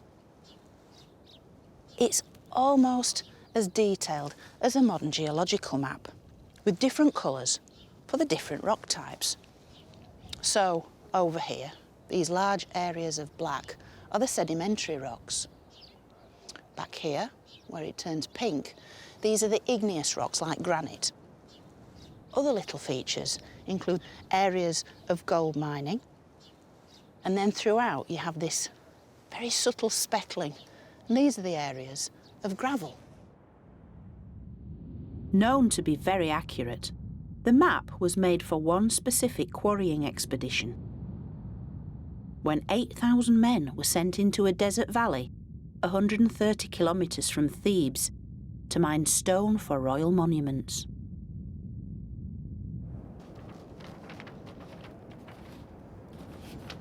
But what's special about this map is that it leads us to the ordinary people who were employed by the pharaoh to build the tombs in the Valley of the Kings.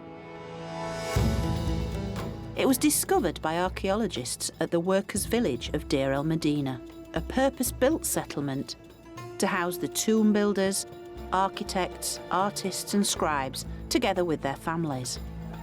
This would have been a bustling place, its streets full of children playing, deliveries being made, and all the colours, sounds and smells of everyday life. It's one of the workers who lived here who made the map. Now we even know the identity of the mapmaker, the scribe Amenhotep. His distinctive handwriting is well known from a range of other literary works, from poems to prayers, maps to tomb plans. And it's thanks to one particular little inscription with his name on that we even know where he lived. Amenhotep lived here. This is the scribe's house.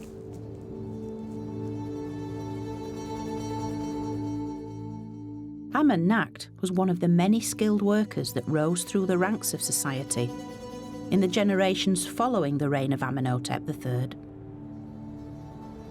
He became the head scribe of this entire village, so a very, very important man.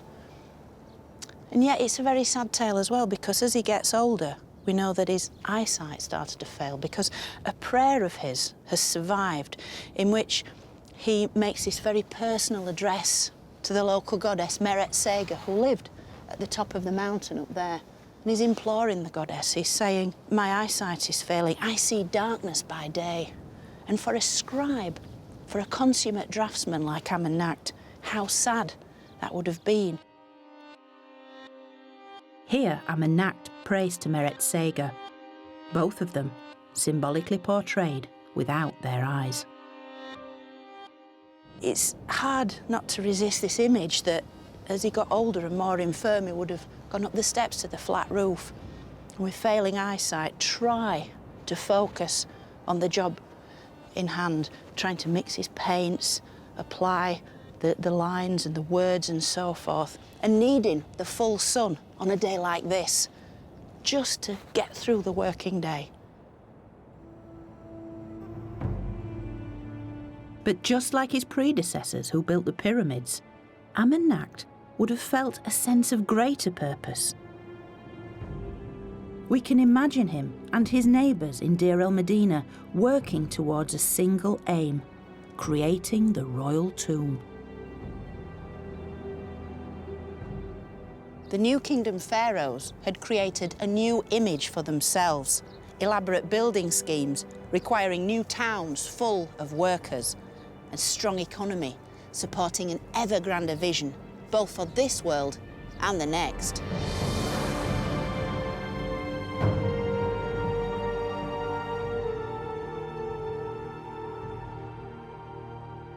But the spiritual convictions that had brought Egypt to its zenith had also created a serious threat. In the New Kingdom, much of the Egyptian state centred on Thebes. While its West Bank was mainly dedicated to its city of the dead, the East Bank was where most people lived and the site of Egypt's main state temple, Karnak.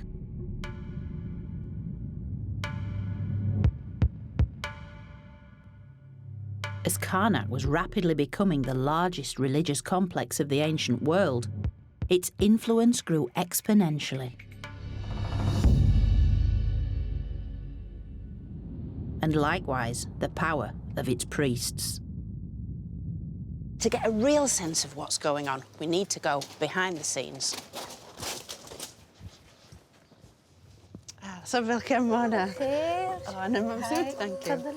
I'm being allowed through an ancient passageway, once only accessible to Karnak's clergy. From the top, more, wonderful sign. It leads to the top of the temple's main gateway and gives a view of Karnak not many get to see.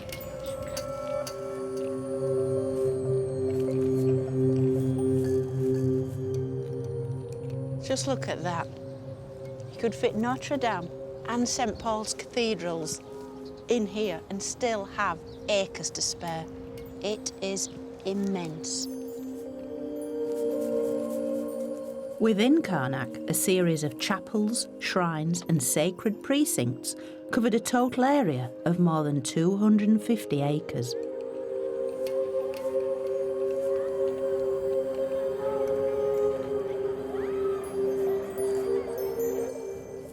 This was Egypt's religious heart for almost 2,000 years. The reason why Karnak is so vast is that every pharaoh poured so much of their wealth into this temple. Their gold and their spoils of war all filled the temple's coffers. And each pharaoh also wanted to build their own halls, shrines and obelisks in an attempt to outdo their predecessors, and yet all to the greater glory of Karnak's chief god, Amun. Over the course of centuries, Amun had risen from a local Theban god to Egypt's state deity. And his worship was the engine that fueled the nation.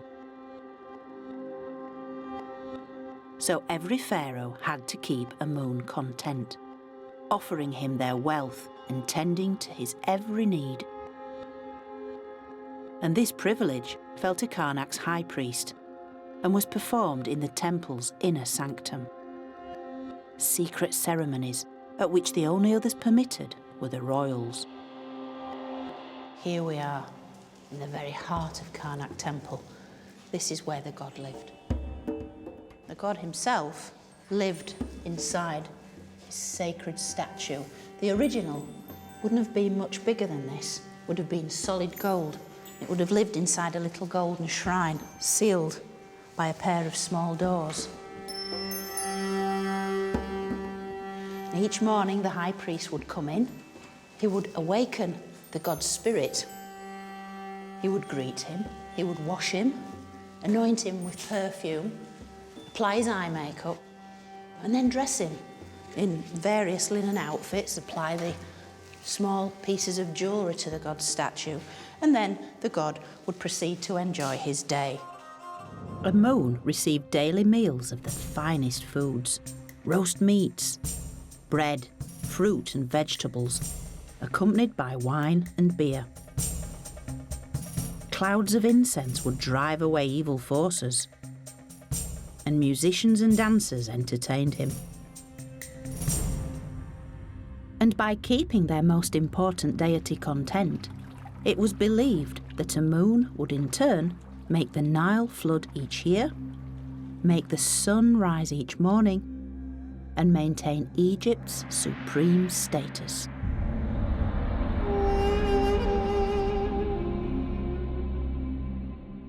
The high priest's direct access to Amun made them the greatest beneficiaries of Karnak's growing prosperity. This tranquil lake is where the male and female clergy bathed twice each day and night to maintain their ritual purity before the gods. Known as the Pure Ones, they set themselves apart from the rest of society with their distinctive appearance achieved through their own set of daily rituals. Part of this process of ritual purity involved using an array of implements on a daily basis to transform their appearance. And one of the most important things they did, they had to remove all body hair, male and female clergy, using razors like this. So every day having to shave their heads and their entire bodies, keep them free from lice and all these kind of things which would have inhibited their sense of cleanliness. It was essential that they also had a very clean mouth because they'd be speaking the words before the god. And so they used something which is quite a modern thing. Basically natron salt, a kind of bicarbonate, rather like a modern bicarbonate toothpaste which would get their teeth nice and clean. Scrupulous not only with dental hygiene, they wore reed-woven sandals and robes of pure white linen. And having transformed themselves in this wonderful way, they also had access to these polished metal mirrors. They could then admire their transformed appearance because it was important to distance themselves from the great unwashed. For the ancient priests, cleanliness really was next to godliness, and they were the god's chosen people.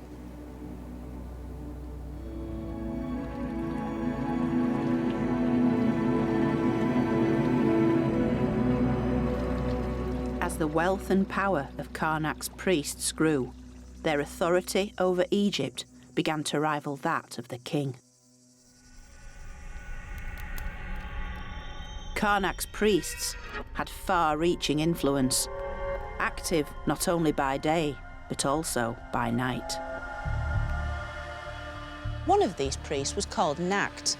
He was a priest of the hours of Amun, which basically means he was an astronomer, and he would sit by night on the flat temple roof, which was effectively an ancient observatory, and he'd be able to chart the progress of the stars and planets in the sky, watch the movement of the heavens.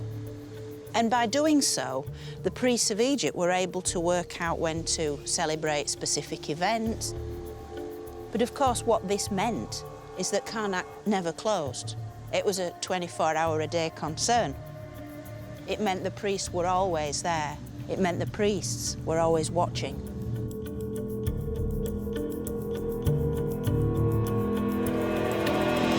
Fully aware of the potential threat posed by the Karnak clergy, Amenhotep III employed his own relatives in the temple to guarantee their loyalty.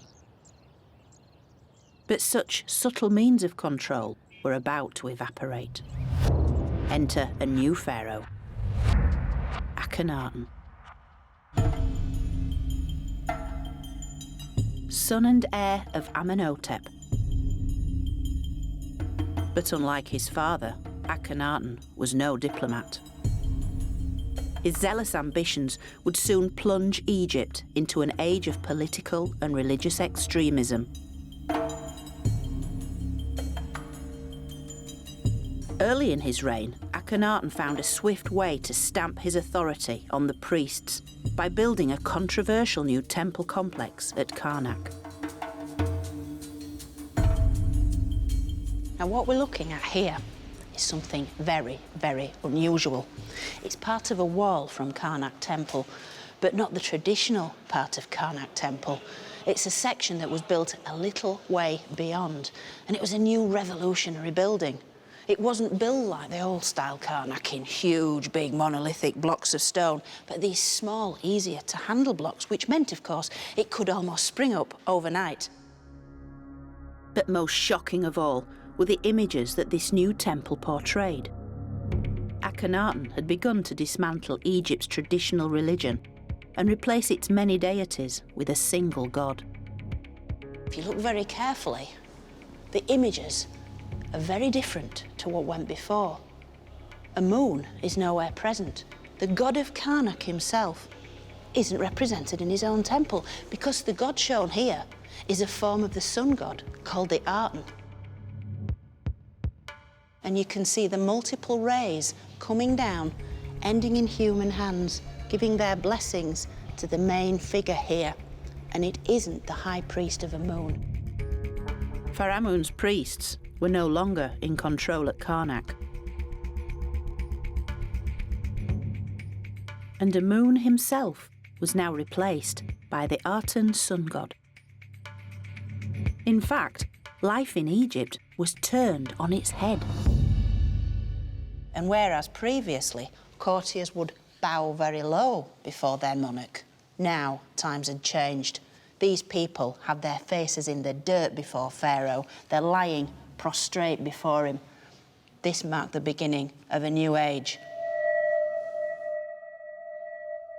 It was an age when the only way to reach God was through his intermediaries, twin monarchs, Akhenaten and his wife and co-ruler, Nefertiti. And when the priests objected, the royal couple closed Karnak, sacked its priests, and seized its treasury. They then moved their whole court 400 kilometres downriver from Thebes, and in less than 10 years built a brand new city.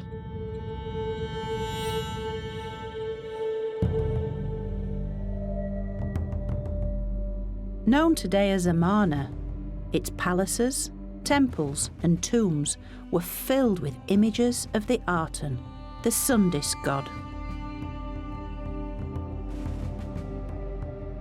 Gone were the multiplicity of gods to worship.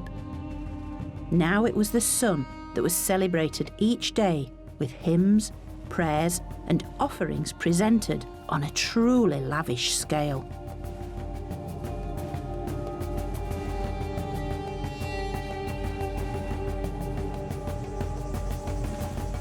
But the couple's vision of utopia came at a price. And when Akhenaten died after a 17-year reign, Egypt was bankrupt. His son became king of Egypt, and although he reigned for less than 10 years, he still became the most famous pharaoh from the whole of Egyptian history. Tutankhamun.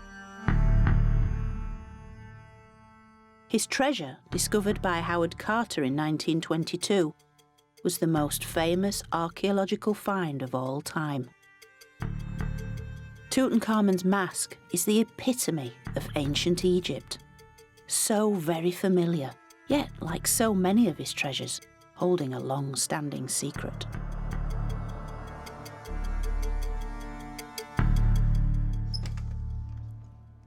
I've come to Oxford University's Griffith Institute to examine the most detailed records of his burial. So in this first stack, these are all Carter's notes, diaries, journals, and then right at the bottom down here, we've got all Harry Burton's original glass negatives.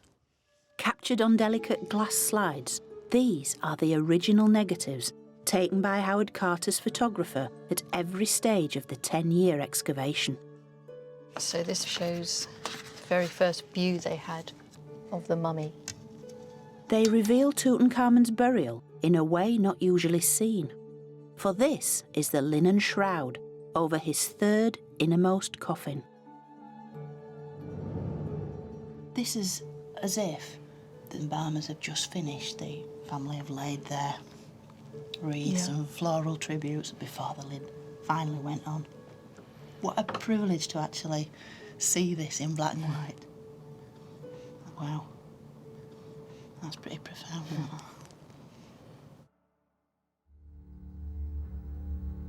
For all his fabled wealth, Tutankhamun was, in life, a fairly insignificant pharaoh. But his premature death, after only a decade as king, offered Karnak's priests the perfect opportunity to obliterate all trace of Akhenaten, Nefertiti, and the Amarna period. And these wonderful photos of his burial treasure reveal how they did it.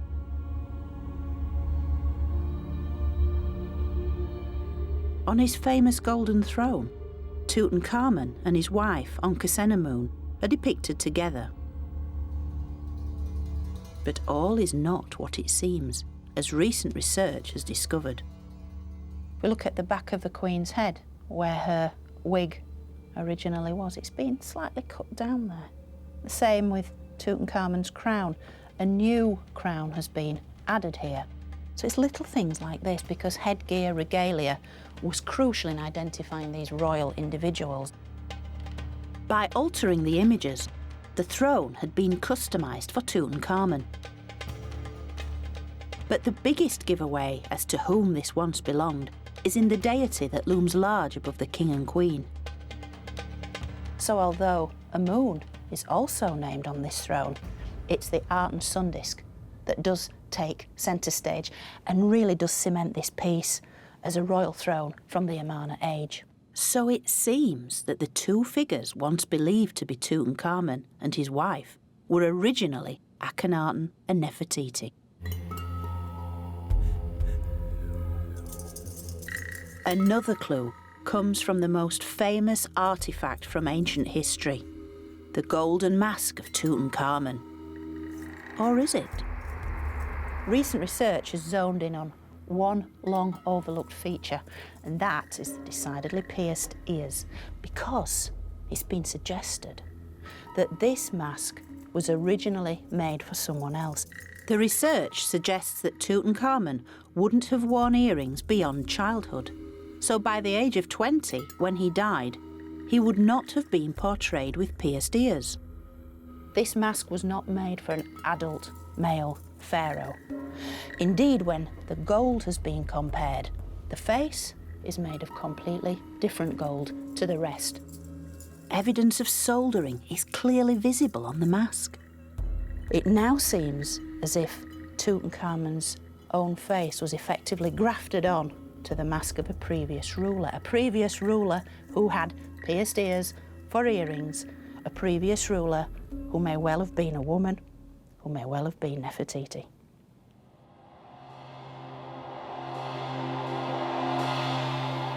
In fact, it's estimated that around 80% of the objects found in Tutankhamun's tomb originally belonged to either Akhenaten or Nefertiti.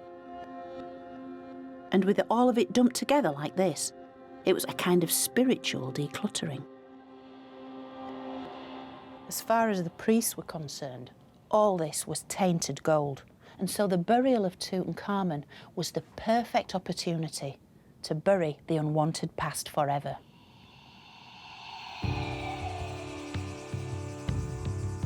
While the city of Amarna had been abandoned, then demolished, the memory of everything it represented was likewise being erased. Egypt's state religion was restored. Karnak's priests were back in business. And Thebes was once again the seat of sacred power.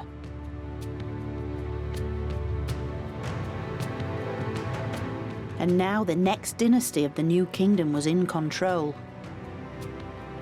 Having died without an heir, Tutankhamun was succeeded by a line of militaristic rulers, the 19th dynasty.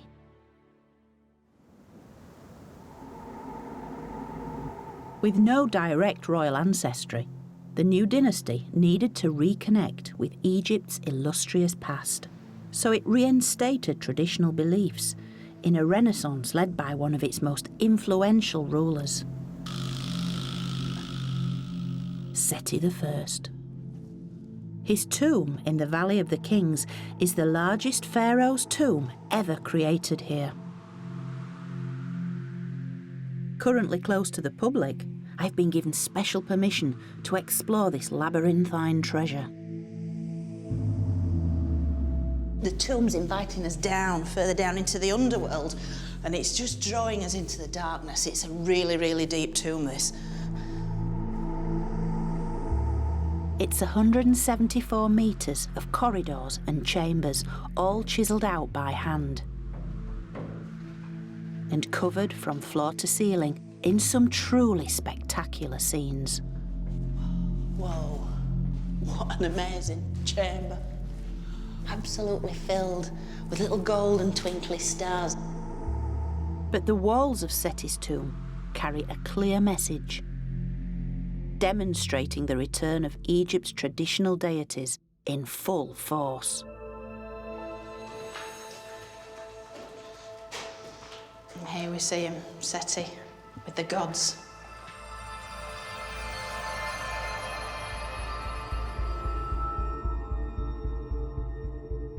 This is a brilliant chamber. It's repeated images of the pharaoh Seti with the gods. The gods are back, and he's keen to show that. And so we see him here with Anubis, the elegant black jackal god of embalming and the dead. Here, Seti is making offerings to Hathor, the maternal goddess of love who takes all dead souls into her care. And Horus, the god of kingship, wearing the joint crowns of Upper and Lower Egypt.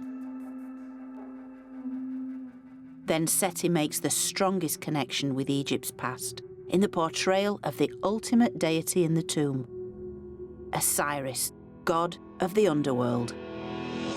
He represents every single pharaoh that's gone before Seti. He represents the accumulated powers of the royal ancestors, and Seti is keen to show himself in the company of Osiris. He's tapping in to that greatness that made Egypt such a strong nation. Every image, every hieroglyph in Seti's tomb harks back to the golden age of Amenhotep III. And continuing with this golden legacy, Seti's reign was a true renaissance of art and culture, with the ultimate jewel in his tomb, his burial chamber. That is absolutely superb. This is really incredible. It's taking that nighttime sky motif and really, really running with it. This is the night sky as seen through the eyes of the astronomer priests. And this is where the royal mummy would have lain in its alabaster sarcophagus, allowing Seti's mummy, Seti's soul, to look up at this spectacular ceiling.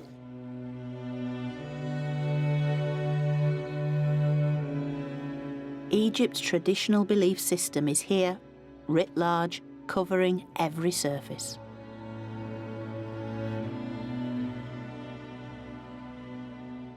Egypt was back. Seti had brought back the days of glory. It's as if the Amarna period had never been. And for the average man and woman in the street, that was a wonderful thing, because order had been restored. Chaos had been brushed away, and everything was all right with their world.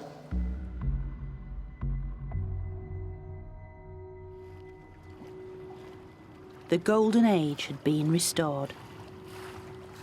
But not just for the larger-than-life pharaohs with their glorious tombs and vast monuments, but for the majority of Egypt's population too. This included the inhabitants of Deir el-Medina, the tomb builders' village near the Valley of the Kings. At the edge of the village was a great pit, the community dump, inside which were discovered tens of thousands of pieces of pottery and stone, covered in pictures and words. Written in hieratic script, a kind of hieroglyphic shorthand, these are the ancient Egyptian equivalent of post-it notes, shopping lists and text messages. This is the kind of stuff that speaks to everyday life, what's going on underneath the surface. With the help of hieratic expert Dr. Glenn Goddenhoe, we can catch a glimpse of this intimate world, far away from kings and gods. Which is your favourite amongst these ones? I always go to this one. This is really nice because this one's basically a list of stuff you take to a party. What you've got is tabulated information. So you've got vertical and horizontal lines, and in each of those spaces you've got a name and the stuff they brought to that particular event. I mean, this person here, the name's missing from this, but this person bought the most stuff, about 11 items. We've got bread, for example, being brought along. Next down we've got some beer, so 1 jug of beer. As well as beer and bread, it lists a veritable feast. Fruit, 20 pieces. Beans, 1 jarful. Fish, meat, and even a cake. The thing I like about this is that idea of a community coming together. It really does make the ancient Egyptians that more real, because we can relate to them. We all like a good party.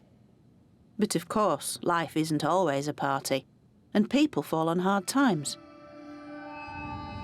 This fragment begins with a story of a breakup. Hesisu-Nebef divorced the Lady Hell.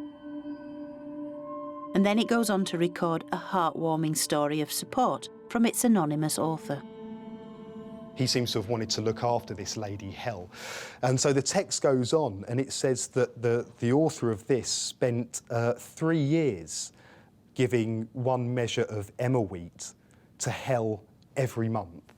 But it doesn't end there. So she gives to the author here a sash, so a piece of clothing. And she says in this line here to offer it at the riverbank. The riverbank is where the market was, right? And she says that she'd like 1 measure of emmer wheat for it. But no one wanted it. Oh. So yeah, the text goes on to say that the author tried to offer it down at the riverbank, but he gives a customer review. It's right here. 1 word, bean, which means bad. Oh, yeah, so really it wasn't sad. even worth 1 measure of emmer. So that is sad, but the author's such a good egg that he says that he buys it off of her for well over the market value of this thing that wasn't even worth 1 measure in the first place anyway. Nice guy. Pity we don't know his name. Yeah, it's a real shame. It's a real shame. But at least we have his words. One of the many voices from Deir el-Medina, which still speak to us across 3,000 years of history, telling us of the highs and lows of lives, familiar to us even today. For most people, the New Kingdom had been an age of plenty. But it wasn't to last.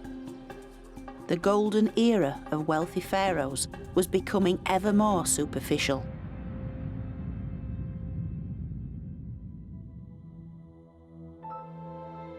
Seti's son, Ramses II, was Egypt's most prolific builder. Overspending on ever more ostentatious monuments, the best known of which was his temple at Abu Simbel. But such over-the-top building projects emptied the royal coffers, as did a series of costly foreign wars. So by the time of Ramses III, the cracks had certainly begun to appear. As inflation increased, supplies in the state granaries ran low. So the grain which formed the monthly wage rations of state employees like tomb builders and artisans was no longer paid when due. and it sparked the first recorded labour strike in history. It happened in 1155 BC, when the tomb builders began to complain that their food supplies hadn't been delivered. And when it happened again the following month, they simply downed tools, marched to the nearest temple, and shouted, "We are hungry." To make sure their grievances were heard, they staged a sit-in at the temple. But the state's response only added insult to injury. Local officials could only hand round a delivery of pastries, not much use to anyone. The indifference of the authorities provoked many more weeks of protest. Their grievances only increased, and soon the striking workers had taken to shouting out at passing authority figures, including the mayor. The workers were finally fobbed off with enough supplies to shut them up in time for the Pharaoh's Jubilee celebration to pass by, unhindered by trouble. But the striking workers had highlighted the waning power of the monarchy. With the Pharaoh now served by an increasingly inefficient and corrupt bureaucracy, the glorious bubble of royal extravagance finally burst. And the Pharaoh's rivals were waiting in the wings. The priests of Karnak. Having grown powerful through the revenues given to the gods they served, the writing for the royals was quite literally on the wall. And you can see what I mean in this little-known part of Karnak Temple.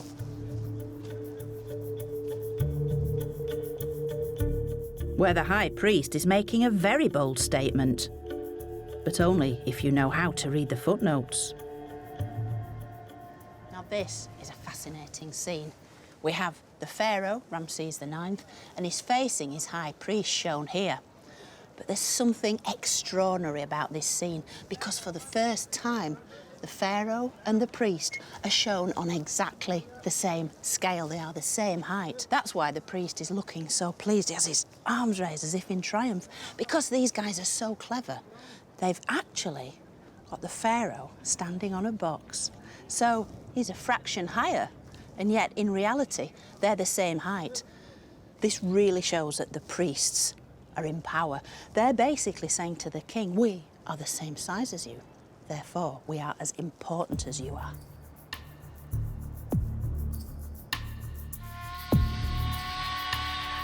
Priests had become full-time politicians. Vying with the throne for power, they destabilised the balance between church and state, the relationship on which Egypt's entire culture depended. So great were their ambitions that by the end of the New Kingdom, the priests took control of the entire south. And with the Pharaoh ruling only the north, the country was split into its two ancient halves. But even worse was to come.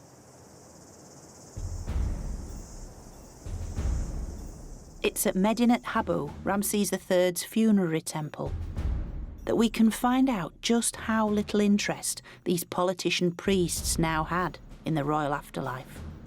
They were only concerned with their own status and their own wealth. Now, this next disturbing part of Egypt's story not only spelt disaster for its core belief in the royal afterlife, it left a tortuous puzzle for Egyptologists, which we are still trying to piece together. It's an extraordinary story that begins not in the temple, but in a small house built later within the grounds. Because the priest's corrupt ambitions will be put into practice by the man who lived here.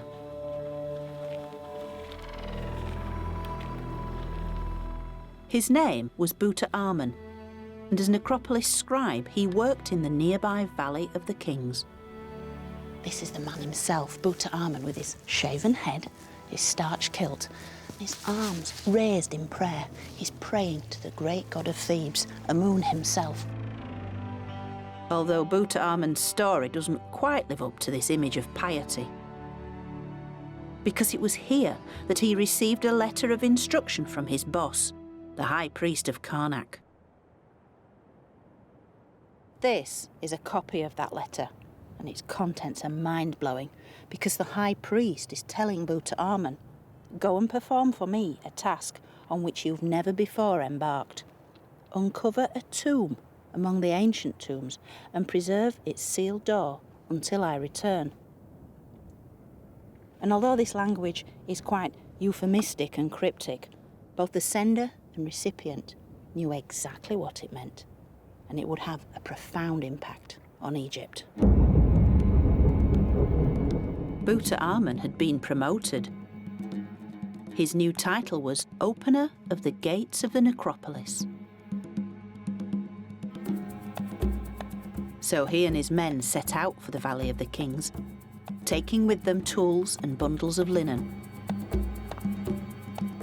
Their mission, nothing less than the systematic dismantling of the royal cemetery in search of gold. It was an order to accumulate wealth.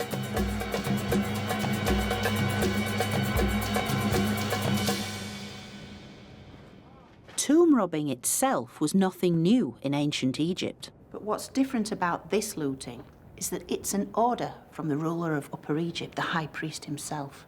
This is looting sanctioned by the state.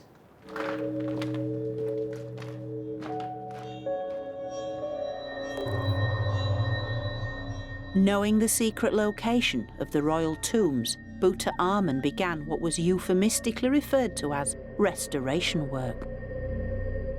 The final taboo was about to be broken.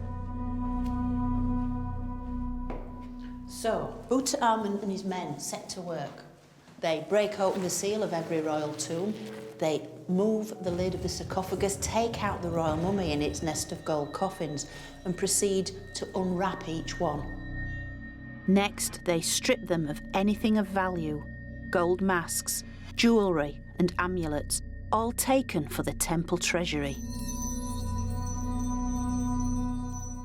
As for the mummies, they're rewrapped in fresh linen and all buried together. For the cash-strapped priests, these royal tombs were no longer inviolable, but little more than a series of dead bodies resting amidst the gold they needed to achieve their political aims. So for 20 years, this very tomb became one of Tutankhamun's rewrapping workshops, where archaeologists found fragments of the gold prized from royal coffins, traces of the lost treasures of numerous pharaohs.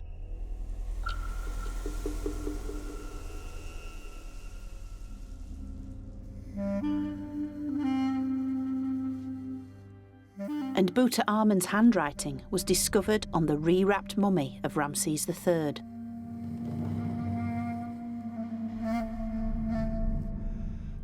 With no regard for the sacred, even the great Pharaoh Amenhotep III ended up repackaged in the coffin of Ramses III, covered with the ill-fitting lid of Seti II.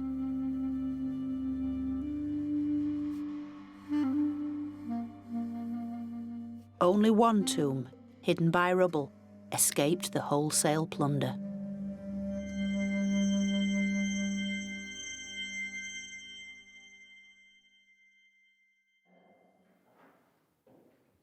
Yet the ultimate violation of ancient Egypt's soul was now complete.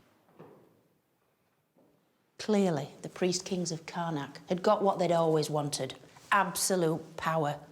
No longer interested in the royal ancestors, who were simply a source of revenue to be robbed and discarded, the devout had become cynical, and the royal afterlife, nothing more than an illusion.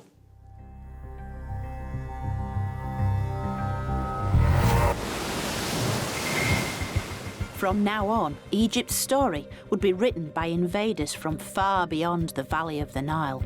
Cambyses was sending a very clear message to the Egyptians: I am now in charge. But Egypt's secret weapon was its captivating culture. Wow, look at that, look at that! Oh, that is so beautiful. Seducing its new rulers from far-flung parts of the ancient world. And ancient Egypt's final flowering lay in the hands of another great empire. Enter the Macedonian Superman. Enter Alexander the Great.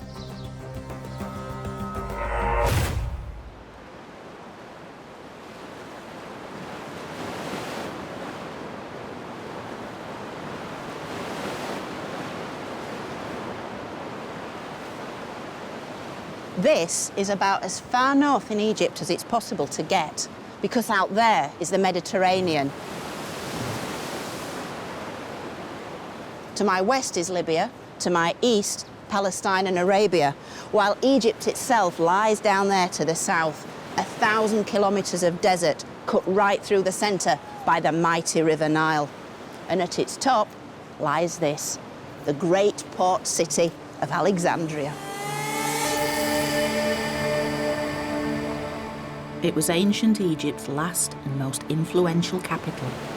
It was a city of great power, wealth and luxury, the greatest in the world. Alexandria was also home of one of Egypt's most famous pharaohs, Cleopatra. The final ruler of a Greek dynasty and the last in a long line of foreign invaders who'd each claimed Egypt for themselves, seduced by its legendary splendours.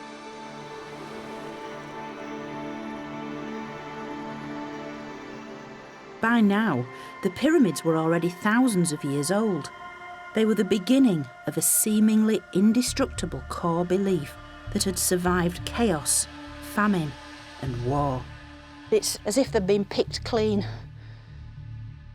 A belief that would shine even more brightly in its fabled golden age, whose temples, tombs and glittering treasures had made Egypt an irresistible temptation.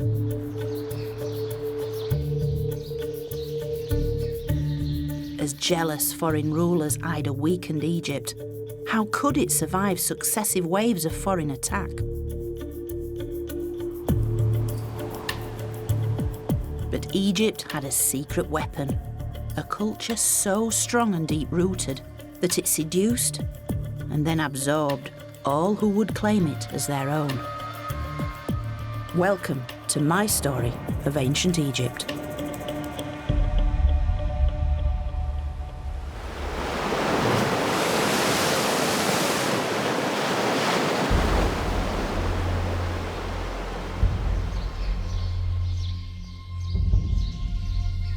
Throughout the first millennium BC, Egypt faced wave after wave of foreign invaders.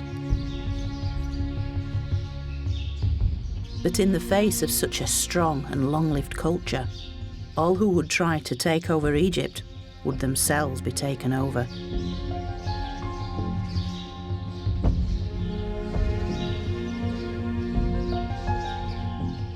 Almost 1,000 years before Cleopatra, Egypt had entered its third intermediate period, a time of political decline and vulnerability. For it's the beginning of the 22nd dynasty, around 945 BC.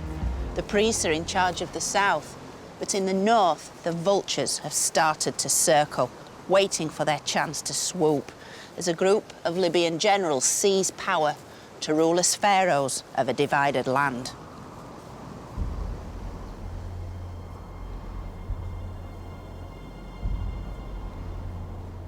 In many ways, Egypt's waning power had been triggered by a loss of faith. When the authority of the new kingdom pharaohs had begun to crumble, Egypt's once pious priests had helped loot the royal tombs in the Valley of the Kings, systematically dismantling Egypt's previously unshakable belief in the afterlife. With the decline in power of the new kingdom pharaohs, the Libyans, who'd fought for the Egyptians as mercenary generals, gradually infiltrated Egypt's power structure and eventually took power as the 22nd dynasty.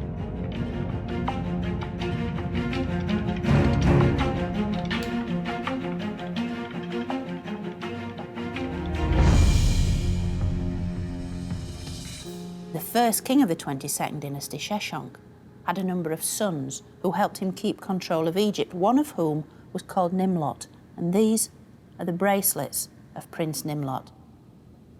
Egypt's Libyan rulers understood that looking and acting Egyptian would help to keep the country under their control. These beautiful bracelets are just a tiny fraction of the golden treasures created for Egypt's Libyan royals, who on the surface at least upheld many of Egypt's most sacred traditions. They are portraying the very small figure of the god Horus, who symbolised Egyptian kingship, shown as a young child emerging from a lotus blossom.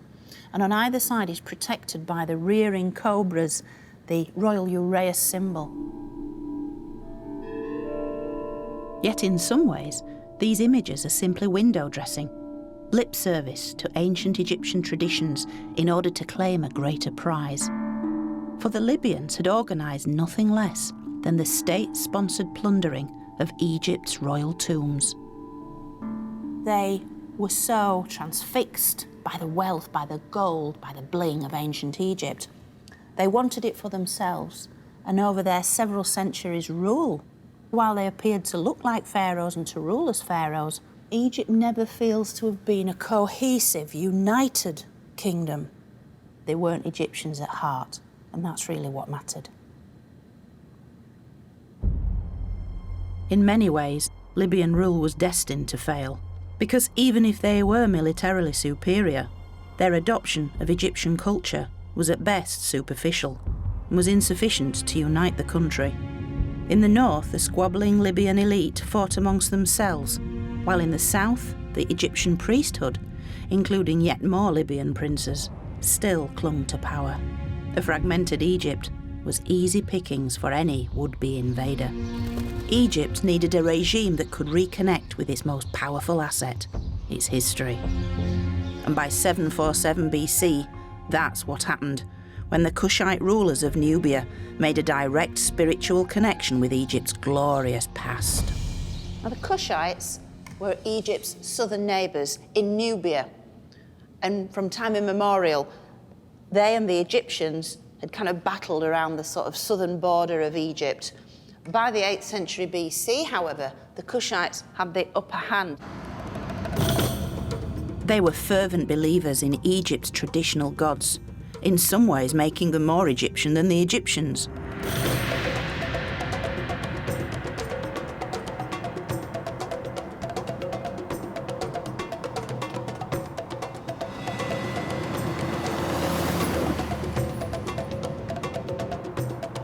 The kingdom of Kush in Nubia was at the very edge of the Egyptian world. Having been repeatedly conquered by Egypt, the Kushites had been hugely influenced by Egyptian beliefs.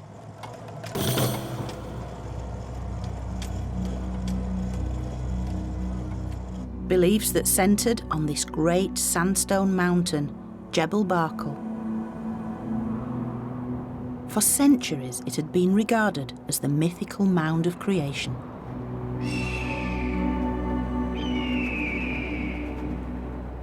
The mound from which Egypt's great creator god, Amun, was born.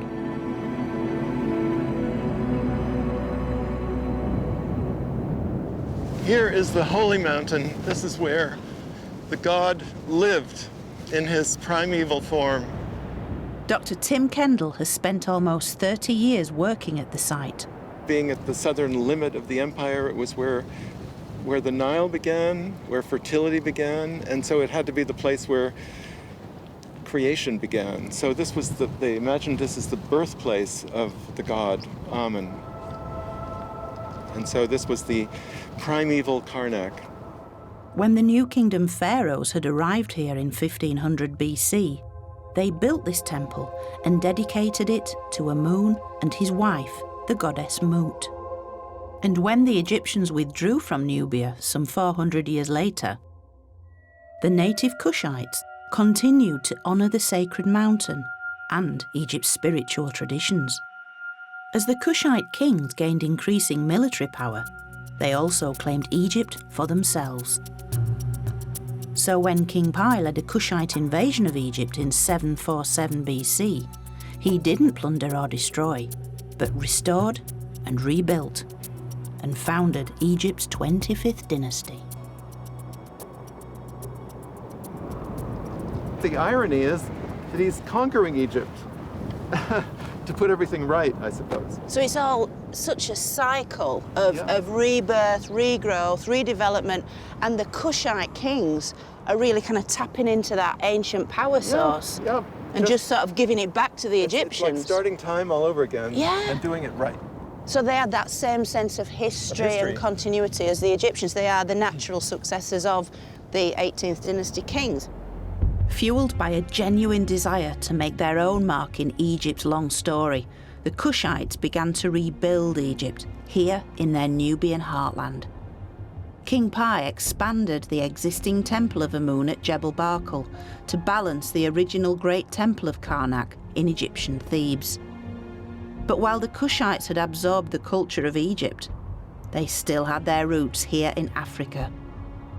This cultural fusion is quite clearly expressed in this extraordinary representation of the Egyptian goddess Mut. The face of the goddess Mut has tribal scars. And look, we'll see if it shows with this light. You see the 3 lines of her face? So this is an Egyptian goddess with a Nubian makeover? Yeah, she was a goddess of Nubia, and it was appropriate for Nubians to have tribal scars. So this is a very, very graphic version of the way in which local Nubians were making the traditional deities of Egypt their own, physically marking them. It's as if she's been stamped as a Nubian. Yep. How incredible. This is such a land of surprises. That is beautiful.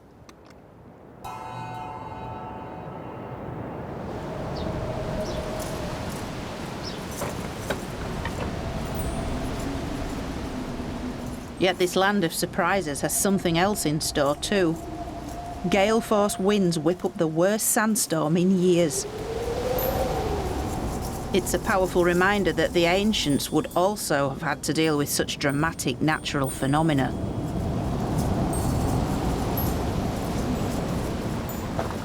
You can certainly taste the grapes in your teeth. The ancients would have tackled this using spells, rituals. They would also have made extra offerings to specific deities, most notably Osiris's brother, god Seth, the god of turbulence, the god of storms, the god of red-headed individuals who were seen as somewhat turbulent too. Can't imagine why.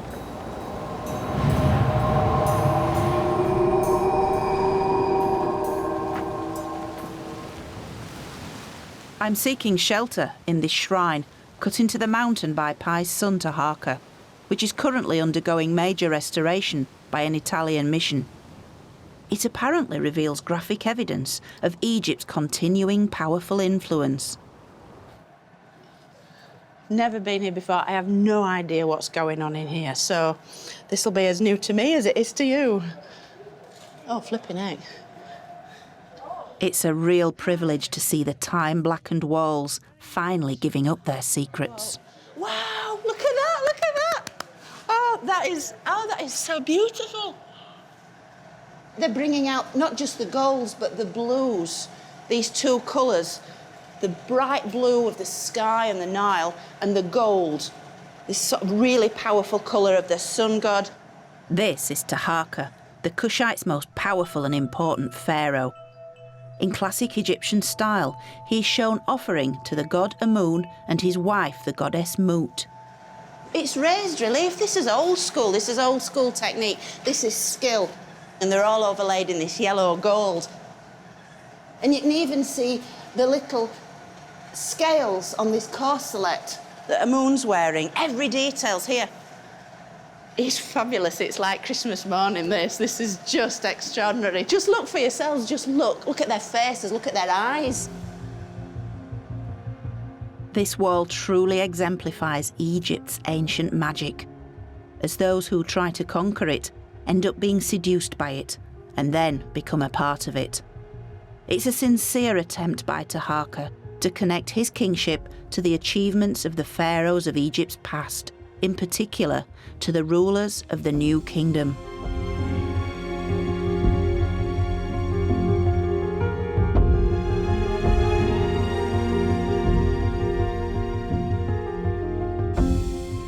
So although history records that Taharqa conquered Egypt, this scene reveals it's actually Egypt that conquered Taharqa. It's as if the Egyptian identity will always win out, no matter what. So much so that Taharqa is even shown with the ram's horns of Amun, identifying him as the son of Egypt's god of gods. These were worn by Amenhotep III in Luxor Temple in the 18th dynasty. They were later worn by the great Alexander to show he too was the son of Amun. And here we have Taharqa in all his finery, in all his splendour.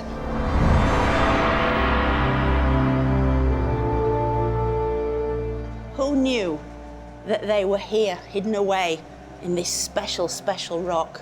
We've come to the heart of Jebel Barkal now. We've come to the heart of Egyptian religion, because this is the very birthplace of Amun himself, and here he is, just for us, right now, emerging from the walls. Very few people have ever seen this.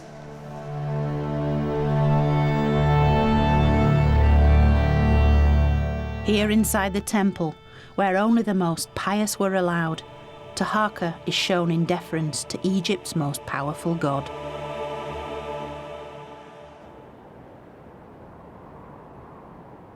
And outside on the mountain, he exhibits his devotion on a truly monumental scale by embellishing the very top of its pinnacle. 180 metres tall and 11 metres from the cliff face, it seems completely inaccessible. But Taharqa pulled off an incredible technical achievement. He built a crane arm and elaborate scaffolding in order to make his own permanent mark on the mountain. What he did was he made an inscription for himself commemorating his victories east and west, and then underneath his men set a small statue of the king, and they covered the inscription with gold. Today you can hardly see it, but in those days it would have been the most conspicuous feature of the mountain. I mean, that's meant to be seen by the gods. Seen by the gods. Of course, no mortal eye could read this from the ground, but that wasn't the point. This was a message to the gods carved on a monument built to impress.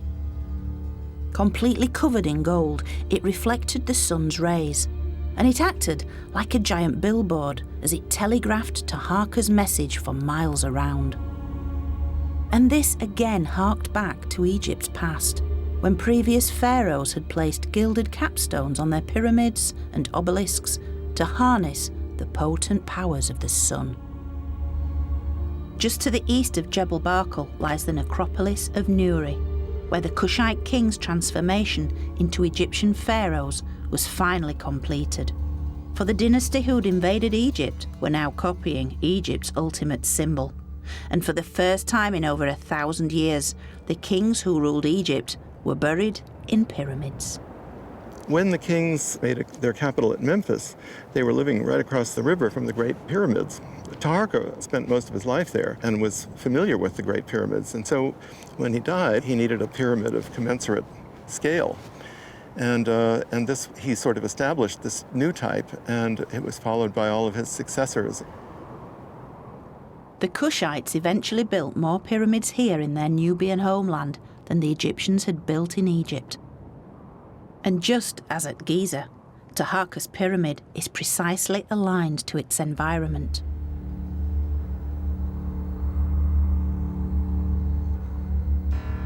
For on the exact day when the Nile flood begins to recede, the sun sets just like this, directly behind the Jebel Barkal pinnacle.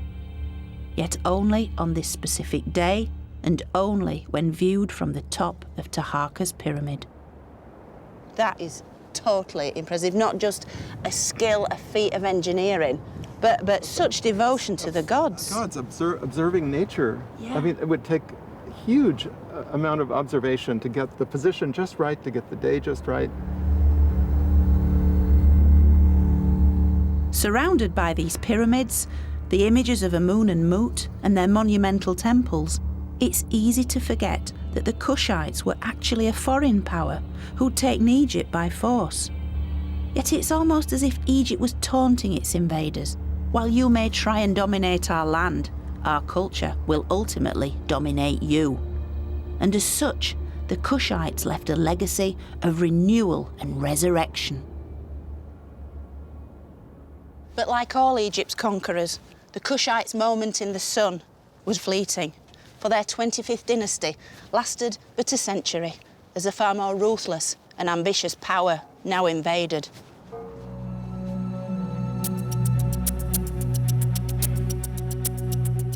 In 674 BC, the fearsome Assyrian army marched into Egypt. As ruthless expansionists, they had little interest in Egyptian culture. They graphically demonstrated their contempt by sacking the sacred city of Thebes.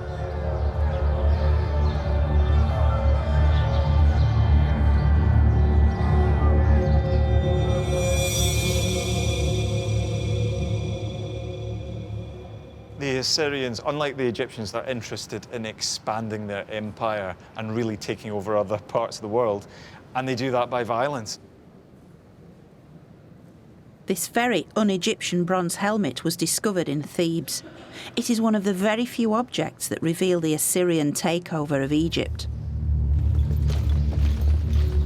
Despite possessing equally powerful iconography of their own, the Assyrians had little time to leave their mark. They simply stamped their authority upon Egypt by trying to rip out its religious heart.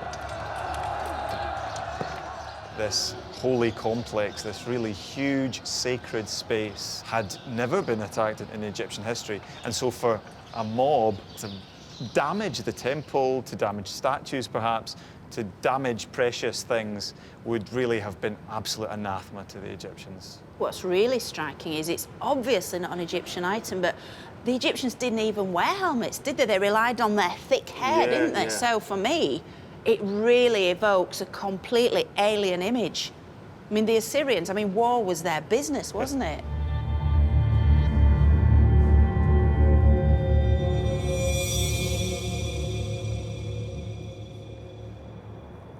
With their sophisticated weapons and armour, the Assyrians were a war machine whose unstoppable progress seemed to spell disaster for Egypt.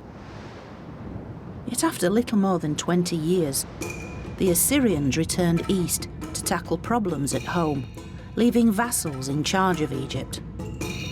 Based at the delta city of Sais, these were the Saite kings, shrewd Egyptian politicians who first appeared to serve their Assyrian masters, but soon became strong enough to declare their independence. Egypt was now back in Egyptian hands. The Saites instigated a spectacular renaissance in native culture, at the heart of which lay Egypt's most powerful symbol of national identity, mummification. But no longer limited to humans, there was an explosion of animal mummification. Everything from dogs, cats, crocodiles, ibis, and even tiny shrews.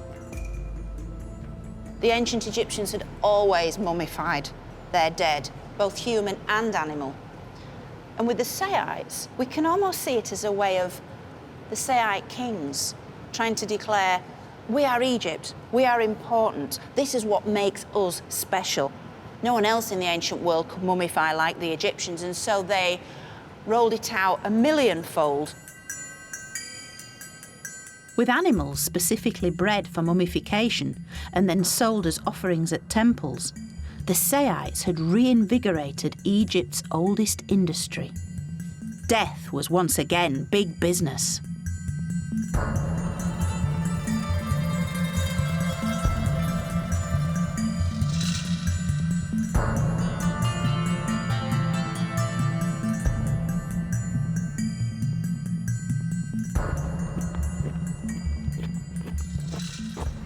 Now, this might look pretty silly, but around 2,000 years ago here at Saqqara, this would have been a very common sight. This place would have been packed with pilgrims, with priests making animal mummies, and they'd be trundling the mummies across the landscape in carts like this one. So we must get out of our minds this idea of Egyptian priests as these pious, quiet figures wafting through the landscape, when by this time it was all carried out in great numbers.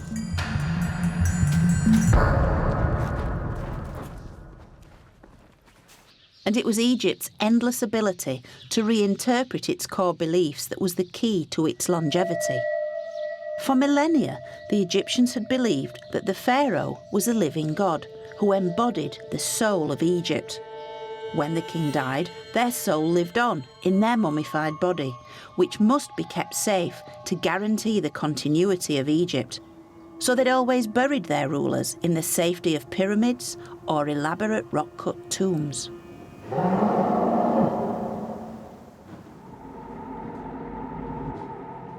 But in times of increasing unrest and foreign rule, the Egyptians could no longer rely on even having a pharaoh to bury, and so they turned to another centuries-old practice. The serapium at Saqqara is a huge subterranean tomb complex in which the concepts of kingship and animal mummification were fused together. For each of these giant granite sarcophagi once contained an animal believed to embody all the qualities of kingship. This is the burial site of the sacred Apis bull. These were the bodies of mummified bulls of such importance to the Egyptian mindset. They extended all this effort and cost to create a suitably impressive burial site, and they've done this in spades. As one bull dies and is mummified and buried, the other one is then worshipped in life, and at death, mummified and buried again. And so there's a real progression. The cult of the Apis bull dates right back to the beginning of Egyptian history, and it's closely linked to the pharaoh. It was believed that when the sacred bull died, it became one with Osiris, the god of the afterlife, and so became an Osiris Apis, or Serapis for short. And these sacred bulls became hugely important under the Sayites.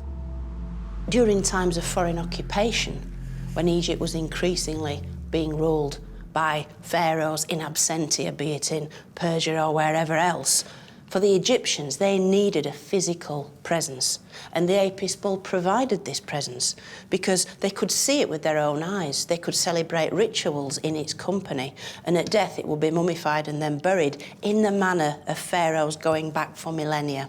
So it was crucial to have this creature here, each one successively buried in a sarcophagus just like this one.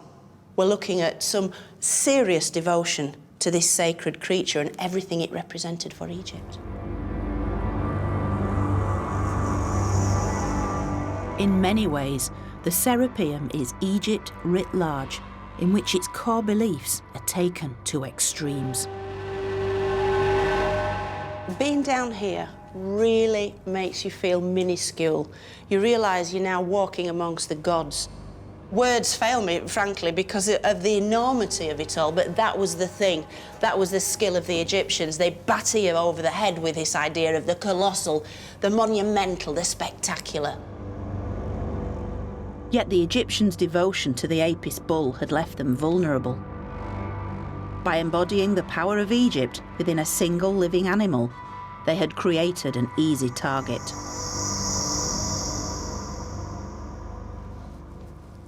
Given the Apis bull's divine status, harming it would have been completely unthinkable. But when the Persian king Cambyses invaded Egypt, he had other plans.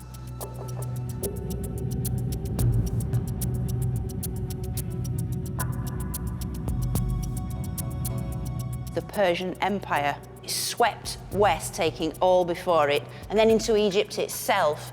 The Persian king Cambyses entered Egypt in 525 BC and destroyed the Sayyid dynasty. Much like the Assyrians, the Persians were ruthless expansionists, chiefly interested in enlarging their empire. And Cambyses seemed to have trampled all over Egypt's ancient traditions. Having taken Egypt by force, Cambyses burnt the mummy of the previous Sayyid pharaoh before stabbing the Apis bull, which slowly bled to death. And by doing this, Cambyses was sending a very clear message to the Egyptians: I am now in charge.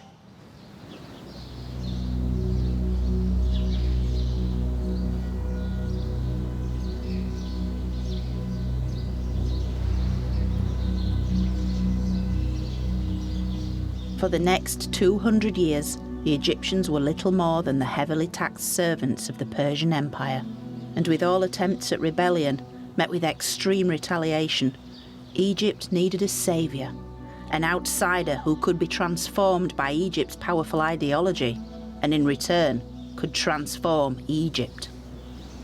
Enter the Macedonian Superman. Enter Alexander the Great.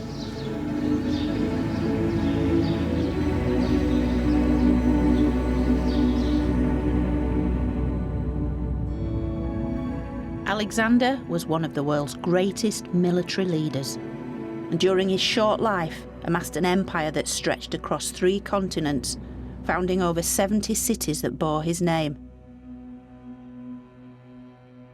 After his initial defeat of the Persian king, Alexander marched unopposed into Egypt in 332 BC.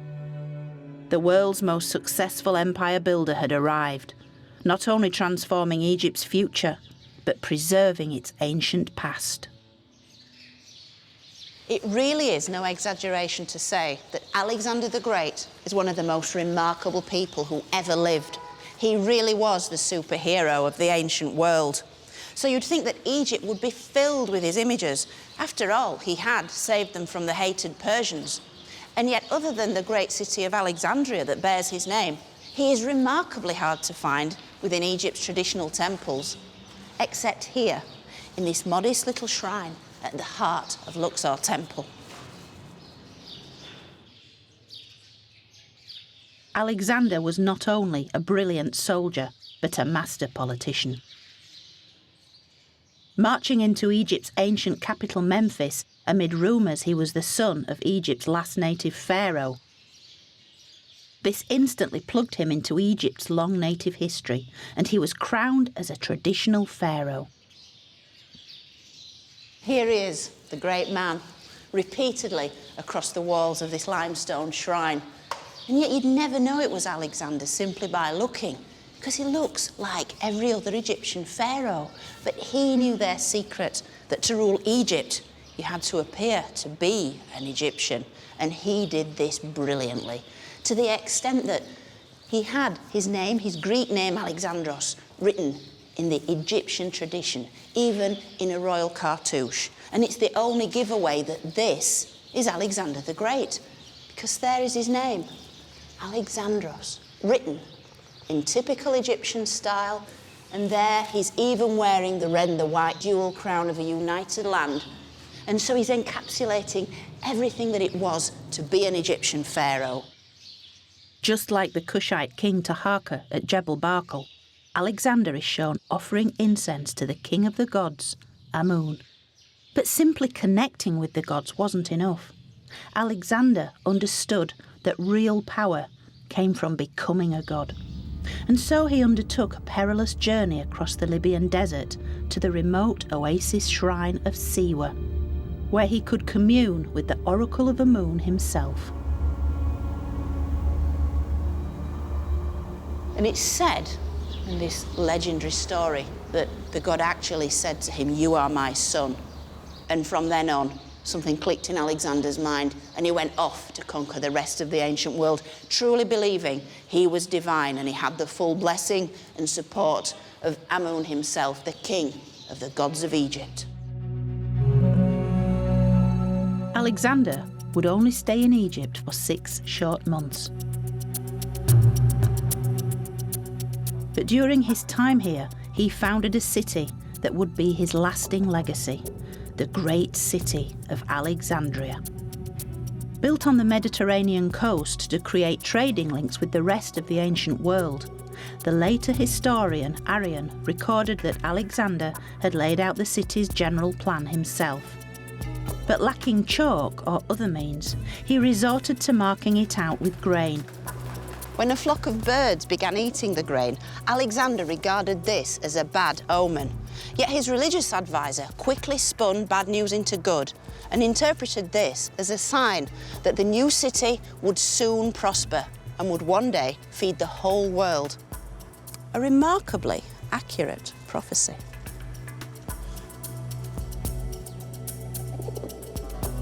For within a very few years, Alexandria would not only be Egypt's new capital, but the greatest city on earth. Although Alexander himself would never see it. Yet despite his pious nature, Alexander was essentially a soldier. In his quest to conquer the Persian Empire, he left Egypt in 331 BC, never to return alive. Moving as far east as India, he conquered an empire of 2 million square miles before dying in Babylon, aged only 32, but still undefeated and still the Pharaoh of Egypt. At death, Alexander was mummified, and his body became the focus of a power struggle. Some of his officers wanted him buried in his Greek homeland, but for others, he had to return to Egypt and be buried as a pharaoh, thereby preserving Egypt's long traditions. But it obviously meant that anyone who possessed his mummified body could also claim the throne of Egypt. And clues to this drama can be found here in the windswept desert of Saqqara. 10 years after he'd left Egypt alive, Alexander returned here, for his body had been mummified Egyptian style, and it became a hugely powerful talisman for whoever held the body of Alexander the Great held Egypt. While en route to Greece, his cortege was diverted and his mummified body brought here to Egypt's ancient necropolis of Saqqara. Exactly where his tomb itself was remains a mystery. Although situated just metres from the serapium, is this collection of very un-Egyptian-looking statues. And it's these somewhat sandblasted statues that give us a real clue that Alexander may initially have been buried somewhere close by. Because these are the sculpted images of some of the greatest scholars and artists of ancient Greece. Although exactly who is who has kept academics scratching their heads for years, their likely identities reveal a direct link to the world in which Alexander grew up and was educated. Take Homer, for example. His great warrior hero Achilles was Alexander's lifelong role model. Plato, who had tutored Aristotle, who in turn had tutored Alexander. And Pindar, whose poetry had praised Alexander's Macedonian ancestors. As for who placed these statues here, the most likely candidate is Alexander's general and probable half-brother, Ptolemy. For by burying Alexander here, close to Egypt's ancient capital Memphis, Ptolemy could legitimise his own takeover of Egypt. And by laying claim to Alexander's body and to Egypt, he founded the dynasty named after himself, the fabulous and outrageous Ptolemies. Ruling Egypt for the last 3 centuries BC, the Ptolemaic dynasty would be Egypt's final flowering. 15 male kings all named Ptolemy, with their female co-rulers, half of whom were called Cleopatra. Macedonian Greek by descent, their dynasty would bring Greek style, culture, knowledge and fabulous wealth into Egypt, while at the same time immersing themselves in Egypt's irresistible religion and customs. They were very, very sensitive to the cultural practices and the religious sensibilities of the Egyptians. They knew that to control this ancient land of Egypt, they had to tap into what made Egypt powerful, what made Egypt special. They wore the right clothes, the right crowns, they built the right temples, they worshipped the right gods. And the Ptolemies relocated Egypt's capital from Memphis to their new super city, Alexandria.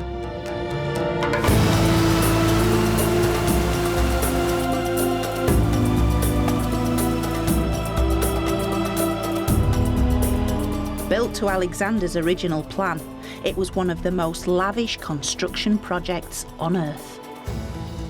The historian Strabo would later comment that the city had magnificent public precincts and royal palaces that covered a fourth or even a third of the entire area.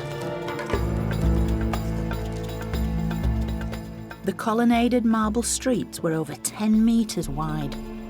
There were public baths, a huge gymnasium, and one of the greatest wonders of the ancient world, the 135-metre tall Pharos lighthouse that guided ships safely into port.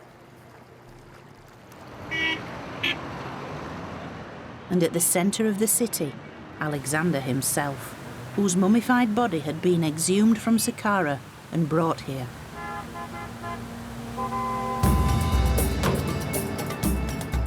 The Ptolemies had built a capital unlike anything Egypt had ever seen before. For in Alexandria, a new Egypt was being born. The creation of Alexandria and the great influx of immigrants gave it a freshness, a vivacity, and really kind of transformed the ancient culture. Whereas previously, Egyptian civilization had developed along the Nile and in many ways was quite inward-looking, quite insular. I think the fact that Alexandria was open to so many diverse influences, religiously, culturally, and this gave it a real air of tolerance. I think I'd have felt very at home here. There's a real sense of culture and learning and appreciation of life. Today, Alexandria is the largest city on the Mediterranean, stretching for over 20 miles along the coast. As Egypt's largest seaport, it caters for over 80% of the country's imports and exports, a legacy that reaches directly back to the Ptolemies. Having improved Egyptian agriculture by reclaiming new farmland through increased irrigation, they supplemented the Egyptian staples with new crops such as cotton and better grapes for wine production. And today the markets of Alexandria still buzz with some of the early city's lively cosmopolitan style. Welcome. Shukran gazilan. I'm going to try and find the nearest equivalent to ancient Egyptian delicacies, and these are dates, and the ancient Egyptians used to make pastries and bread from them because they had a very sweet tooth. I think I might have to taste one just for quality control, you understand. See how authentic they are. They are very nice. This is incense in its raw state, and of course this was burnt in temples and in funerary rites. The port city of Alexandria became a huge hub of international trade, establishing routes with Greece, the Middle East, India, and even Britain. And as native Egyptian goods like papyrus and perfume flowed out of the country, new exotic luxuries like spices, silks, and wines poured in. The Greeks loved olives, and so these were imported, and the Egyptians started to grow them. I'll definitely have some of these delicious. Black pepper. We've got to get some black pepper. This is one of the really, really popular things, certainly in Ptolemaic times, because markets had opened up, and certainly as far east as India, and the Greeks went crazy for this stuff.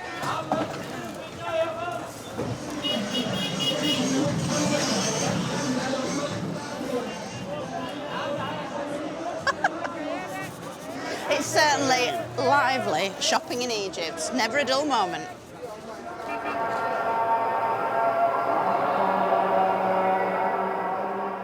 With Alexandria now at the heart of the ancient world, the rest of Egypt benefited too. For determined to honour their adopted country's long history, the Ptolemies undertook a massive temple rebuilding and restoration programme. Indeed, modern visitors can often fail to realise that many of the places they visit were either built or restored by the Ptolemies. Esna, Edfu, Dendera, Komombo, all of these are Ptolemaic buildings that tourists and scholars admire so much, and yet they really don't give sufficient credit to the people whose vision created them. The most impressive of all such temples lies the farthest from Alexandria. Deep into Upper Egypt, close to Aswan, is the stunning Temple of Philae, which in Egyptian meant the end, since it was located at the very southern edge of Egypt. Much of the temple was built by Ptolemy II and his co-ruler and sister, Arsinoe.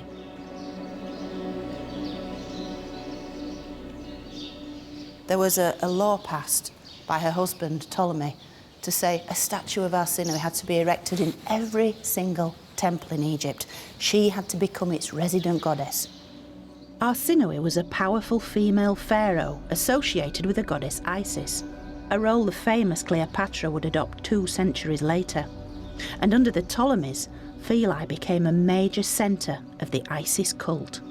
And here, in the heart of Philae Temple, Arsinoe's golden statue would have stood side by side with that of Isis, so the walls are full of images of Isis and her fellow gods. According to myth, Isis was responsible for the vital Nile flood, swelling the river as she wept tears of sorrow for her murdered husband Osiris, who she then resurrected. And with its spectacular location, Philae still retains its hugely spiritual atmosphere. I think it's that sense of continuity you really feel when you're up here. You feel like you're at the centre of the world. I suppose for the ancient Egyptians you were, the centre of their religious world. And at this point, which was the heart of ancient Egyptian religion, way into the Christian era, way into the 6th century AD, kind of messes with your head. It's a very, very holy place, this. But while Philae was becoming an increasingly important centre of Egyptian religion, its new capital, Alexandria, had become the leading centre of knowledge. For the Ptolemies created some of the first scholarships, attracting academics from across the world to study a wide range of subjects. Biology, theology, astronomy, geometry, anatomy, philosophy. And of course, my own personal favourite, history. And at the centre of this intellectual hothouse was the famous Royal Library. Up to 500,000 works were once housed within to compete with the famous schools of Plato and Aristotle in Athens. And today that legacy lives on, with Alexandria's striking new library. Ptolemies really did appreciate that knowledge was power, and they wanted that power. So they brought together in this one single place some of the greatest works in human history. The plays of Aeschylus, Sophocles and Euripides, the works of Aristotle the philosopher, the Old Testament scriptures, and all the accumulated knowledge from the temples of ancient Egypt, all brought into this one single building. The Great Library also contained the works of Herodotus, a Greek historian who travelled the length of Egypt over a century before the Ptolemies had come to power. His accounts sum up the Greek fascination with Egyptian society. Not only is the climate different from that of the rest of the world, and the river unlike any other river, but the people also, in most of their manners and customs, exactly reverse the common practice of mankind. For the women attend the markets and trade, while the men sit at home and do the weaving. Indeed, the level of equality of Egypt's women shocked Herodotus, something he vividly records when he witnessed a group of men and women travelling together by boat to the delta city of Bubastis. Some of the women make a noise with clappers, others play the oboe, while the rest of the women and men sing and clap their hands.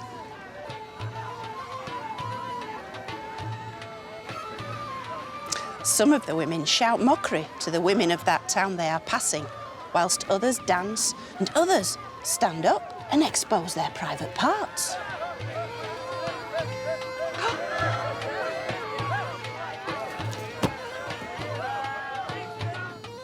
In temples the length of Egypt, the Ptolemies ensured they were portrayed as Egyptian pharaohs, making them almost indistinguishable from their native Egyptian predecessors. Yet in Alexandria, the blend of Greek and Egyptian could sometimes create a hybrid of rather strange results. Hi, Nermeen. Hi, how are you? Nermeen Sami is a local historian who spent years studying this remarkable tomb complex built just after the Ptolemaic period. And here we come to the unique main burial chamber. That's mad. That is fabulous. Guarded by Greek Doric columns, the entrance is covered in images of Egyptian gods who would ensure safe passage into the afterlife. It's like a tomb, but it's also like a temple. A temple, a facade of a temple, but a typical Egyptian style. Yeah. It's with really... cobras protecting the entrance. Yeah. You know why cobras choosing to be presented in the tombs? Because the cobra has no eyelashes. It keeps her eyes open 24 hours, which means it's awake to protect the tomb for 24 hours a day and night. I love these snakes. That's a very Greek-looking snake, but it's wearing a very little ancient Egyptian crown. That's crazy. Exactly, yeah. They literally are throwing everything they've got at this tomb. I mean, Medusa, Horus, sun disk. To guarantee safety. This is the best guarded doorway I've seen in Egypt. It's got everything here. And the statues. They represent the inhabitants of the tomb, a single wealthy family. These two exhibit an odd mix of the Greek and Egyptian. I think the bodies are ancient Egyptian, the stance is ancient Egyptian, the man's kilt is Egyptian. From the neck down, they're Egyptian, but from the neck up, they're European. It's clear the tomb owners had done everything they could to ensure safe passage into the Egyptian afterlife. Oh, look, it's the Apis bull. Even if they didn't quite understand how it all worked.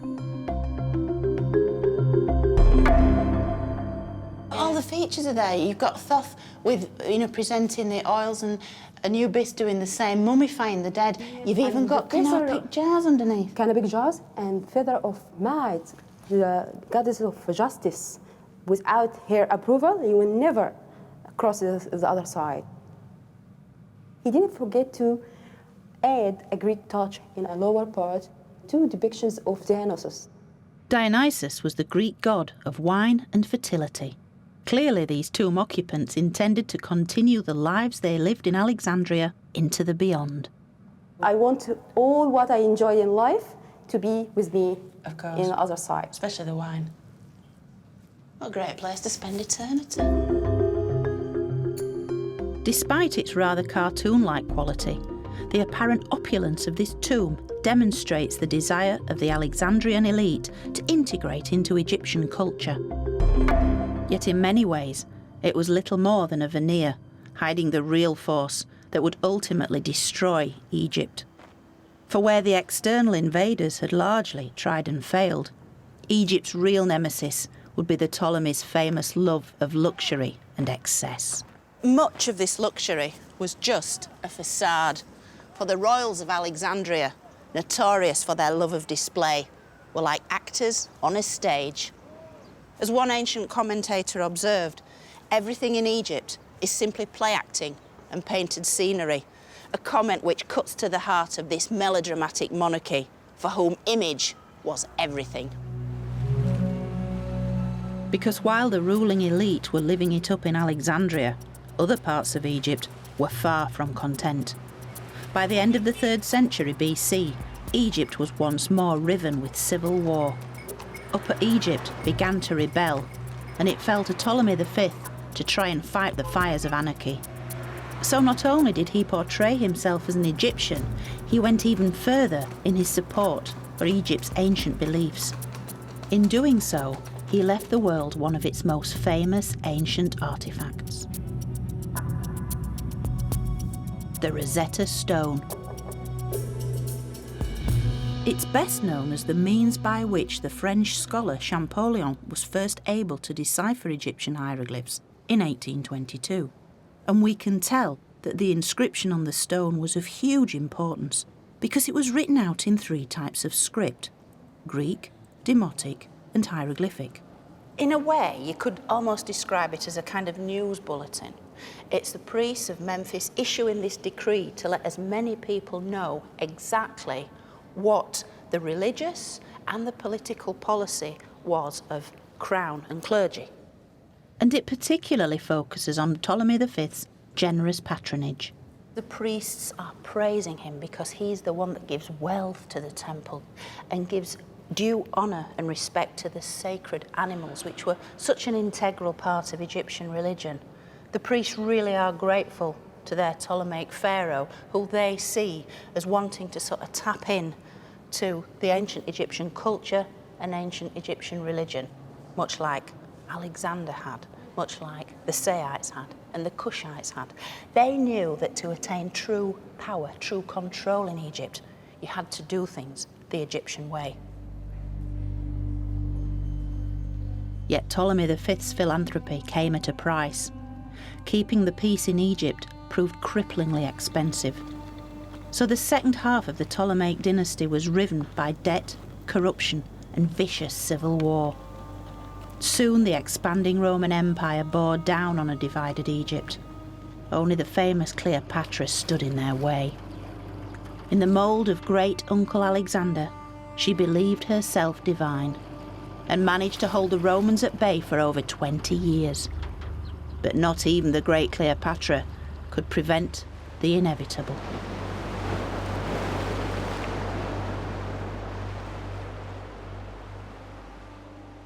And so it was that in August 30 BC, Cleopatra's famous suicide brought an end to ancient Egypt as we know it.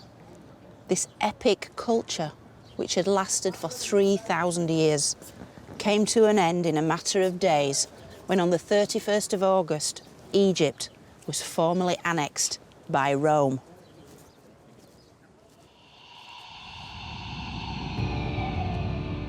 This was Egypt's point of no return.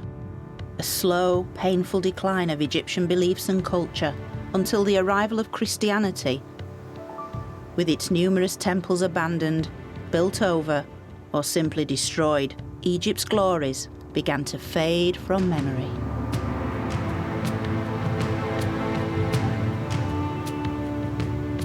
But Egypt's great story can now be traced back 20,000 years to the very origins of its magical culture, which had evolved from its unique environment, creating a series of sophisticated beliefs able to unite a country to build great monuments. It had survived chaos and famine, only to rise again in a glorious zenith of rebirth and resurrection. Even waves of foreign invasions were ultimately assimilated by Egypt's powerful traditions. And despite being eventually absorbed into the Roman Empire, the ancient culture had continued until the arrival of Christianity. Yet, as the Egyptians had always believed, there would be a life after death.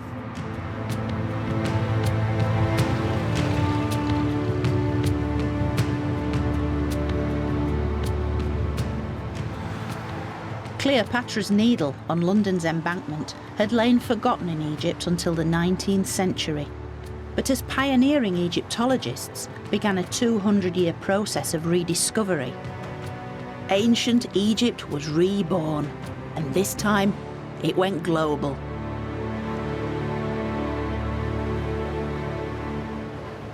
And what a privilege it is for us today to be able to see such wonderful things and capture just a glimpse of this fascinating ancient culture.